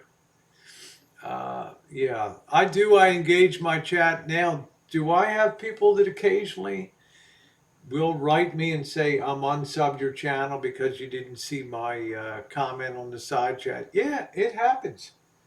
Right. But we can't be perfect. And you know when it happens to me the most? Yeah. When I'm out on a chooch and I've got my camera at a 4-foot length for me. You try reading a small screen that's gone by. I was in Vegas, the Mr. Dirty chat and stuff, and I had somebody like, I acknowledged you on the chat 2 times and you missed my comment, and I'm unsubscribing you. And I'm like, whoa, you understand. On this chat screen on the phone, you can see 4 lines. That's it, And that's it. And there's Rosie Little Schlong. That'll never see the light of day. There we go. And that's why I'm sorry, Rosie Little Schlong. That'll never see the light of day. So that's why the Streamlabs is really, really important, because if you have a Bluetooth speaker or your phone, you can, if somebody wants to support you on Super Chat or whatever, or subscribes to you. You can see who's subscribing. You can see when if they donate, and their I message gets agree, read out. JN. I'd rather give this. I'd rather give to some animals too. Yeah. Uh, I hope Elvis doesn't get a Noet to make. I'm not sure what that means. A Noet. I'm a AKC dog. I'm just not as beautiful. Good night, Joey D. Take care. Be safe down there. Yeah, you got to make sure you're on. You got to make sure you're on live chat. I can find any pedigree in a shelter if any was. I also work in animal rescue. Well, Kim, I like to go in, and when I've picked pets, it's like there'll be one that's up on the chain link fence, like, and the connection's made, and that's it. That is it.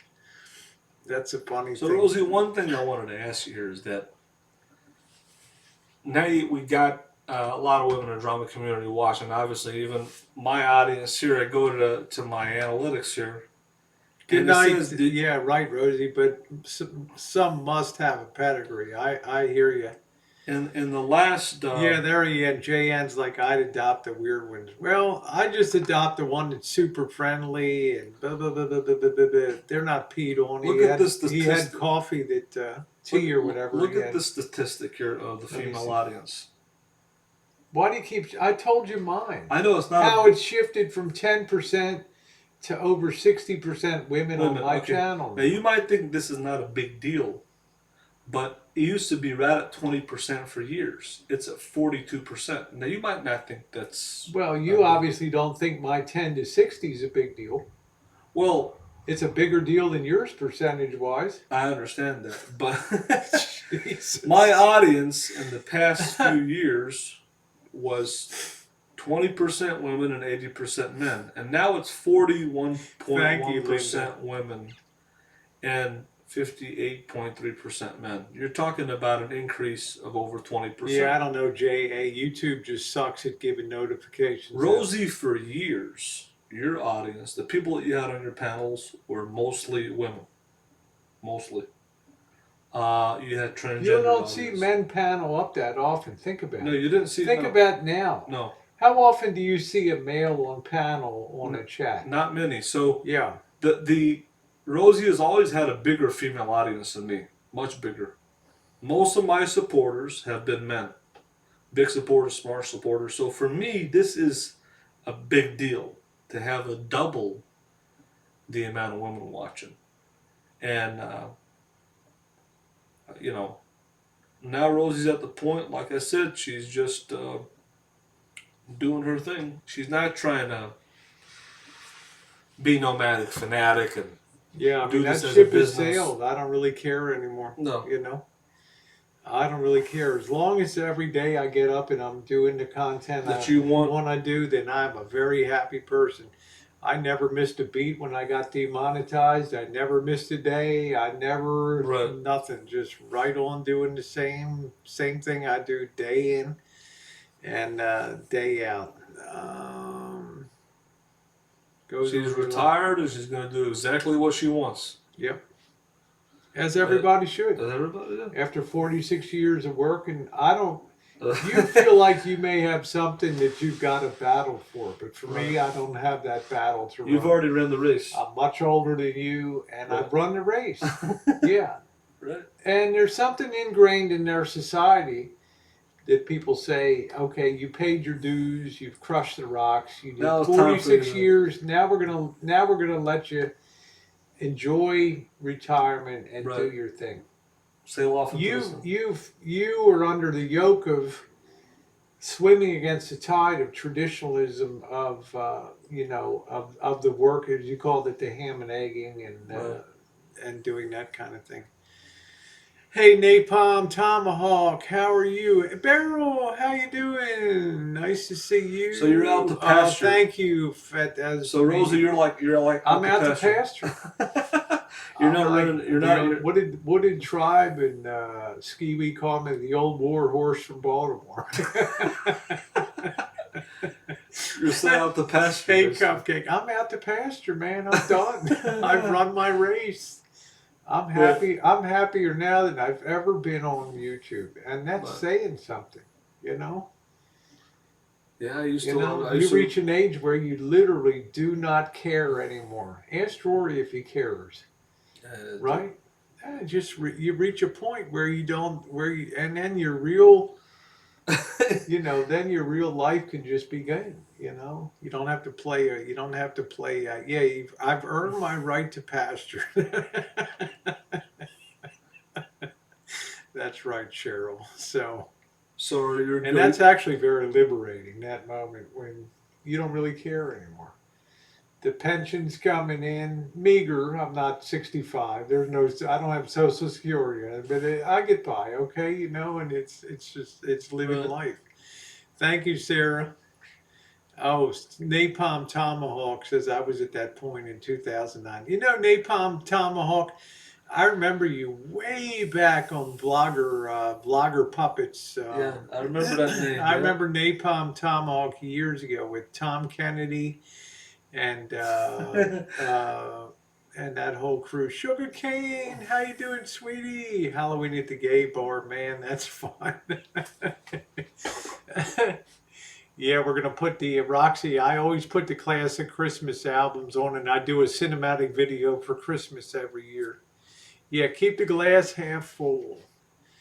That age. Yeah, you reach an aging point where yeah, Jim Riley for the win. Exactly. A Big Daddy. Hey, Biker Aussie, how you doing? And I passed that point in 2019.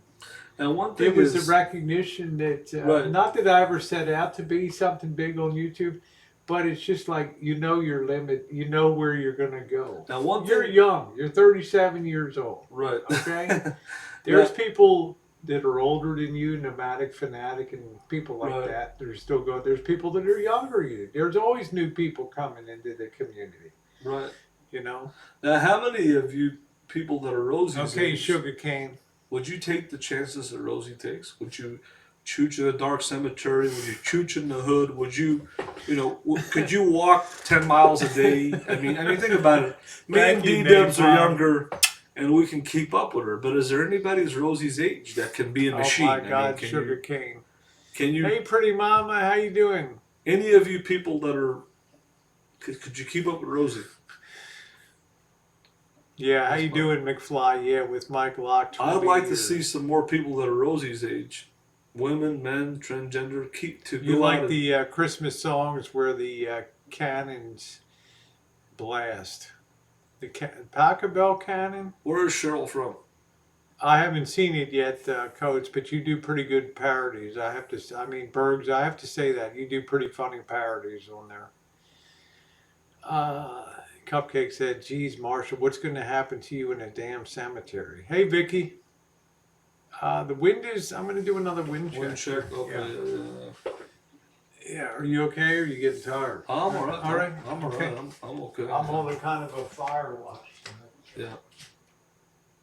Yeah, that ghost is just barely turning out there, so I'll probably pick up slowly. Is this nothing going on here. nothing? Okay. Yeah, I'm telling you guys, man, that it's. Yeah, we're in the valley floor, so. Yeah. So that's. I like your coats parody vids today. I watched the parody videos. Bergs. I thought they were pretty entertaining. I don't think you were hateful or nothing like that. Um, I think that you have a talent for entertaining. I think, like Jordy said, if you just put the guitar down and I like singing too and doing karaoke, but if you just made some videos where you're making some solid content and you know I think that your channel has a chance to grow. Yeah, I think Bergs is more of a comedian than he realizes. Yeah, he's pretty. I think he actually hits stride when he does He's pretty funny. comedy and stuff. Yeah. But I don't. I think that I don't think he was hateful. I saw it, and I don't think it was hateful anyway. It's just kind of like a parody. Yeah, So Elvis and Bergs need to have a buddy cop show like Starsky and Hutch. Yeah, I have my Andy Williams. You can look in my YouTube channel. You can just put Christmas. You'll see Christmas Eve. I do a special thing with the Trans-Siberian Orchestra one. I got a request for Bergs. Get you a 3-piece suit. Get you some aviators. Get you some Brutinis, and go custom made. Show everybody that you're the best looking man in the state of Washington. There Go we go. out, get you a 3-piece, and go custom made. Do a tribute for your. But see, the thing you don't understand, Sandy says you will never be as big as Nomadic Fanatic. We sat on the panel with that guy in 2014 on Hangouts. Hold on, who said what again? No, I'm just saying, don't miss my message. Oh, okay. He had 20,000 subs at that time. Exactly. But what was that? I want to respond to that comment. What was You that can't for? predict that, Sandy. You absolutely can't predict it. In other words, there's a small core of people that are invested in negativity on the channel. Let me finish. But they'll never hold sway over the great body of people that subscribe. And I think that that's the thing that they can do all the parody vids. They can do all the other things that they want, do all the trolling they want, but they can never influence the big block of people that come to your channel because they like what you do. To answer that, I want to answer that. I might not have the following and numbers of Nomadic Fanatic, but Elvis Travels, and you can type it on YouTube. I can make it like new@gmail.com. The number one troll that Nomadic Fanatic had was Nomadic Fanatic stickers. He completely forgot about Nomadic Fanatic for 6 months and was talking about me nonstop. There's more videos, parody videos and troll videos on Elvis Travels and Nomadic Fanatic. The Lisa Marie is probably the most well-known RV out of the whole YouTube RV community. Been talked more about any motorhome, more than any motorhome Nomadic Fanatic had or anybody else. So when you use that term, you're never going to get big as Nomadic Fanatic. Everybody is big in their own way. Yeah, you never know. Everybody has their own. I'm just saying that the reality of it is that it's but about I will tell how many you, people. I enjoy YouTube more on the daily than you do. What do you mean? I mean, I enjoy YouTube more than you do every day. How do you say that? Well, I just think that you're more driven towards, that you don't seem as happy as I do about the YouTube experience. In my opinion. You do it sometimes, but I think you go through the motions. Sometimes you enjoy it a lot when you got great content.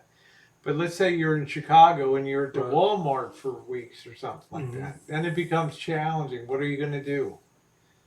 How many times can you run Devon Avenue or the Raz Garib and all that kind of stuff? So now's your best chance because you're traveling, you're doing a van renovate. Now I see you getting excited again about doing content. You've hit malls where you can tell that you're not, not excited. Well, you have to have money to get on the road. Gas costs a lot of money. Rosie knows that. I know. I saw you coming up from LA, and gas is not. Remember, we stopped every 100 miles for. So this is And then an hour while Marshall eats at the the truck stop and complains about the Popeyes or whatever the hell that was. But what was the place that gave you the lousy little mashed potatoes? Right.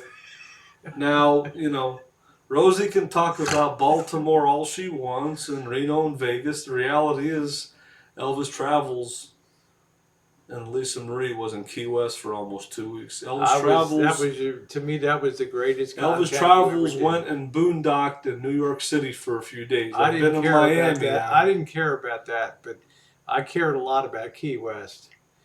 Right. I never believed when he went down there that he would be able to evade the cops for a week or something to boondock down in Key West and bring good content on Duval Street and all that. I thought that was some of the stuff Right. that was some of the best stuff that you did down there, in my opinion. Also, the guy that stream sniped you in Tarpon Springs. Remember? That wasn't. That was pretty funny. That was that wasn't. Remember that goofy couple that tried to get on your video? Hey, Elvis. The couple tried to get in, and I don't remember that. I don't know what it was. They came out of a bar or something, and yeah, exactly, yeah. Right. VW. I'm sorry. I get a lot of emails. There's been a lot of people contacting me about the van build. A lot of people with the weather, the wind situation, and the fire. So and Elbow Babbles. Good night, PJ. And Elbow Babbles. To answer you, you might say that you like it when I'm broke. How do you like it when I'm making $1,000 in one night on YouTube? You ever seen those nights? Do you like those nights? I like them. That's my answer back to you. And there's been those nights where I've made over $1,000. There's been nights where I made $2,000-$3,000 in one night. Do you like those nights? I like them. No, I don't know. I don't know. It's hard to say. It's hard to say. You know, it's just that people are funny. On one thing I learned about YouTube is what one person dislikes another person likes, and what one person likes another person dislikes. Tell me a YouTuber. Tell me a YouTuber where somebody talked about somebody and made over $20,000. Is there anybody that you know? I don't know. Can Nomadic Fanatic do that? No. I don't know. Is there anybody on YouTube that you know, period, that somebody has trolled and talked about and made over $20,000? Nobody. Is there anybody in the RV community? Let's name them. Let's go up all to the Nomadic Fanatic, Bob Wills. Is there anybody that's got more parodied videos? Talked about videos. Any RV that's more well known than Lisa Marie. And you're not going to be able to name anybody. You're not going to be able to say Tilly's. You're not going to be saying Nomadic Fanatic, Chris Travels. You can name them all. Name all Bob Wills. Name all the big names. Well, some of them will never really know what comes in. One knows. And the almighty Bob Wells contacted me and says, "Please, Elvis Travels, don't use RTR name in Florida." And Bob Wells doesn't contact. Bob Wells never contacted Rosie O'Kelly. He's never contacted Nomadic Fanatic. And you can't get bigger than Bob Wells. He's the biggest name in the RV community. Everybody knows that. But he contacted Elvis Travels. Francis says, "Marshall, have you ever gave it to anyone?" I've given to a lot. A year ago, Missy Jen and I were at a Mexican restaurant, just doing a random going home quick dinner. And we were just kind of joking, and Marshall showed up on the side chat. And I said, Marshall, it's time to pay your taxes. and he paid let me have the $10 on the, he gave $10. Let me have the opportunity to answer, Francis. Yes, on my channel, Elvis Travels, I gave money to a missionary, a Christian van missionary named Ray. I've given money to many homeless people on my channel several times. I've fed stray cats and put it on video several times. I've given a lot, and there's a lot of that on my channel if you've watched me over the years. And one of the most classic ones is when I gave money to a Christian van missionary, a Jewish man for Jesus in Florida, and he had a 2-year-old daughter with a beautiful wife in a conversion van. Was that and the he preaches preaches the was that the quarters? Preaches the word of God. Was that the quarters? That was a homeless black crackhead guy that I gave some quarters to.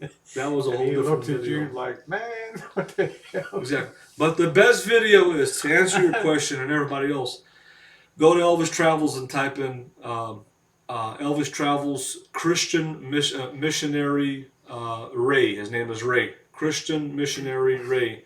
and he was a man, and I was so proud to make that video that I gave this man money.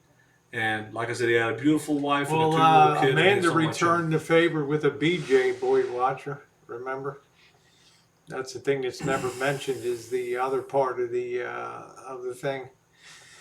Let's see. That was more good. I don't know. I got a job to do. Other than how smart you have to be to do. I think it takes work to do parody videos, Bergs. I agree. I agree. I think you have a real skill for comedy, though, Bergs, when you get in there and do your imitations and stuff. Which is actually some of the most enjoyable stuff that you put up on there. Although I enjoy you with the acoustic guitar too. I've done impersonations many times, Bergs, of people on my channel. I have a lot of videos where I'm Do the Rosie impersonating. O'Kelly. I'm chooching on a. Well, I never really did a good Rosie O'Kelly, but if you type in impersonations on my channel on Elvis Travels, I've impersonated many, many people before on my channel. Chooching on a Monday afternoon. And did a parody, so.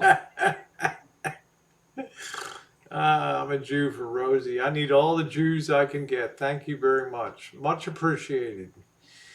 Let's see. And for the record, I have a lot of very great Jewish friends here on YouTube. Yeah, Bergs is pretty funny when he wants to. Yeah, you're the show when you want to be, Bergs. You know.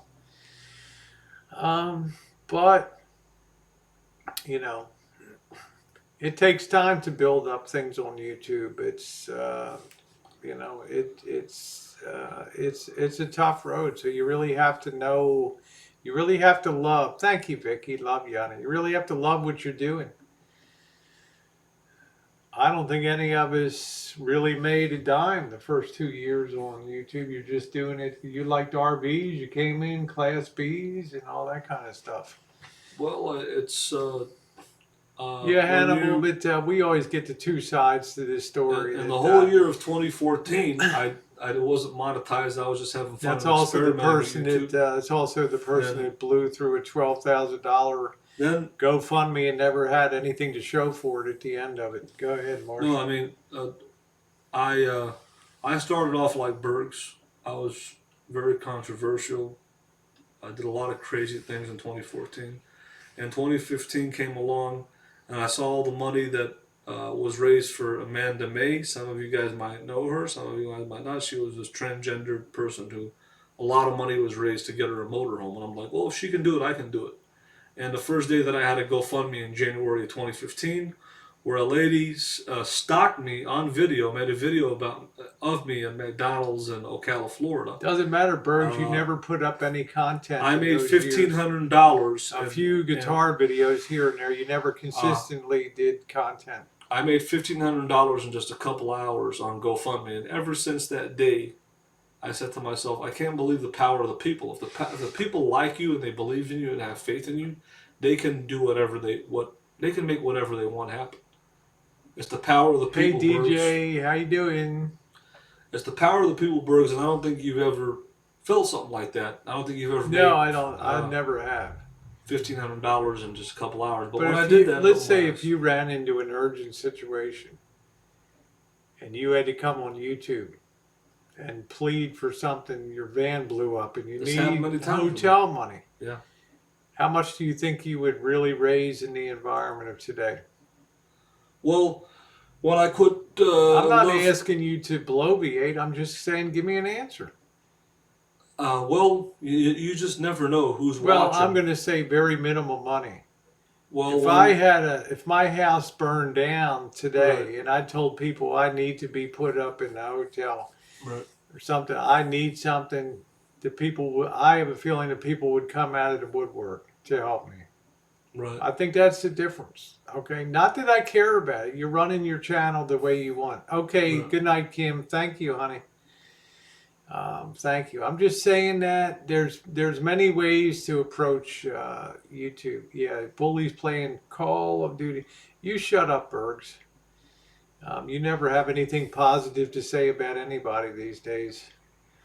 And that's sad. the money. Yeah, I'm saying there'd be a lot of people that would help me out. Not that I would abuse that, but that's called the pool of goodwill. Pool of goodwill. Good night, rainy nights. Yeah, that's what I'm saying. So a lot of people would help. I like it. Doesn't matter, Bergs. It's like the proof of the pudding is the video numbers you put up, the views you have, and things like that. Okay. All right. Let's just be real about it. Okay. It doesn't matter how long you've been on YouTube. I've been watching YouTube videos since since that co-founder of Google was at the zoo putting up the first video on YouTube. Yeah. All right, take it over for a minute. Uh, Yeah, I think Bergs. I think you got a sense of humor. Is the boy picking up? yeah. Oh, No, a it's lot. not. Oh, It's still dead oh. calm outside. Bergs. I think. To be honest with you, you got a sense of humor. I think you can be funny. I think you can be funny without being hateful. Uh, and that's the side of the Bergs that I like. I don't like the side of the Bergs that's hateful. I like the side of the Bergs that has a sense of humor and funny. And what you did today was pretty funny. It was pretty humorous. I could see the comedy in it. And you know, uh, I think that's the fine line that you have to know not to tread on. Is that you gotta make the people laugh, but you don't want to make the people genuinely hate you. And so I've been on YouTube since 2014, brother. And after over 5 million views on YouTube and over 8,000 videos, I think I know what I'm talking about. So, my advice to you is it's very simple, it's very straightforward, it's very honest.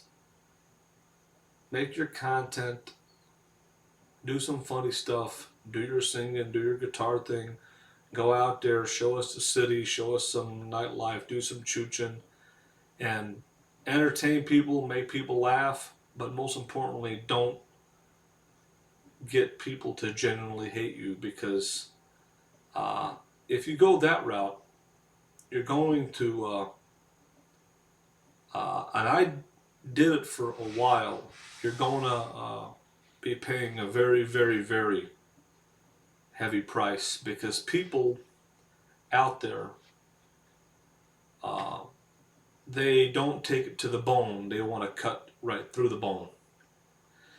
And I don't know if you know what it feels like, but I know what it feels like to have two FBI agents knocking on a door to Lisa Marie. I know what it feels like to be surrounded by. Huh? Calm. Yeah, I know what it feels like to be surrounded by four sheriff deputies in the McDonald's parking lot. I know what it feels like to be stalked by Nomadic Fanatic Stickers fans and have 3, 4 notes put on my van in one day and be videotaped 3 times in one day. I know what that all feels like. I know what it's like to have police called on me and information falsified on me for the purpose of getting me arrested. So that's my advice to you, brother, is keep on doing what you're doing, but just you gotta know where not to go over that line and cross the line. And I think what you did today was okay. I don't think you were crossing the line. I thought it was pretty funny actually. I watched it and I thought it was pretty funny. It was a cool vignette parody that you did. And I enjoyed it. And it was something that you did that you really never did before. But it was pretty cool. I give you the credit for it.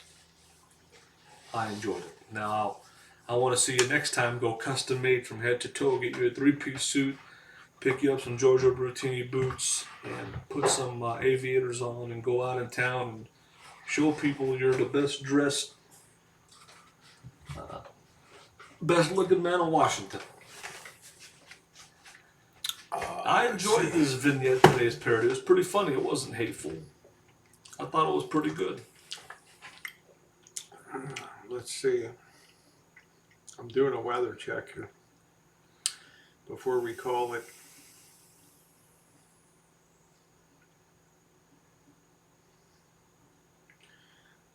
Check the fire news. Nothing since 4 hours ago. Still very calm around here. What are they saying? Wind news? They're saying 2 a.m. Well, it's already 1:38, so the wind should be picking up, I guess, around 2. I don't know.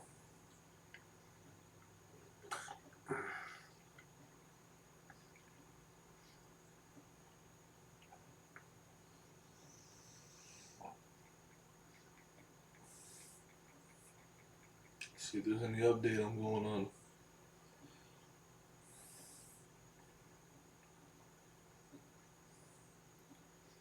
I think the shelters are all full here. Oh, it says now 1 hour ago expanded to include Santa Rosa, but I think that's Coffee Park. They already said Yeah, that. it's the in Mark West Springs.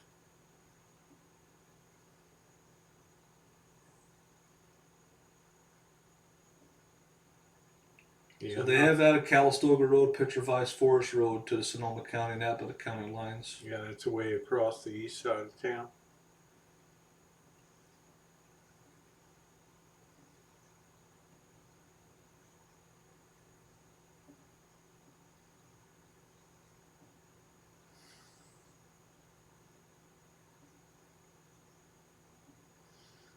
All right, I don't see anything new on there, so yeah, I hope the wind just come in the closet. Your dating elbow. These fire alerts only happen. Anyway, guys, I'm gonna go ahead. Yeah, I got nothing here on the other side of town. Bluebird here. I'm gonna go ahead and shut it down. Be safe, okay? And y'all have a really good night. Thanks for coming on tonight. Oh, you had a tornado. Please be safe out there. Have a really good night, everybody. Thanks for being on the chat. I'm gonna get a few hours of sleep. Woo.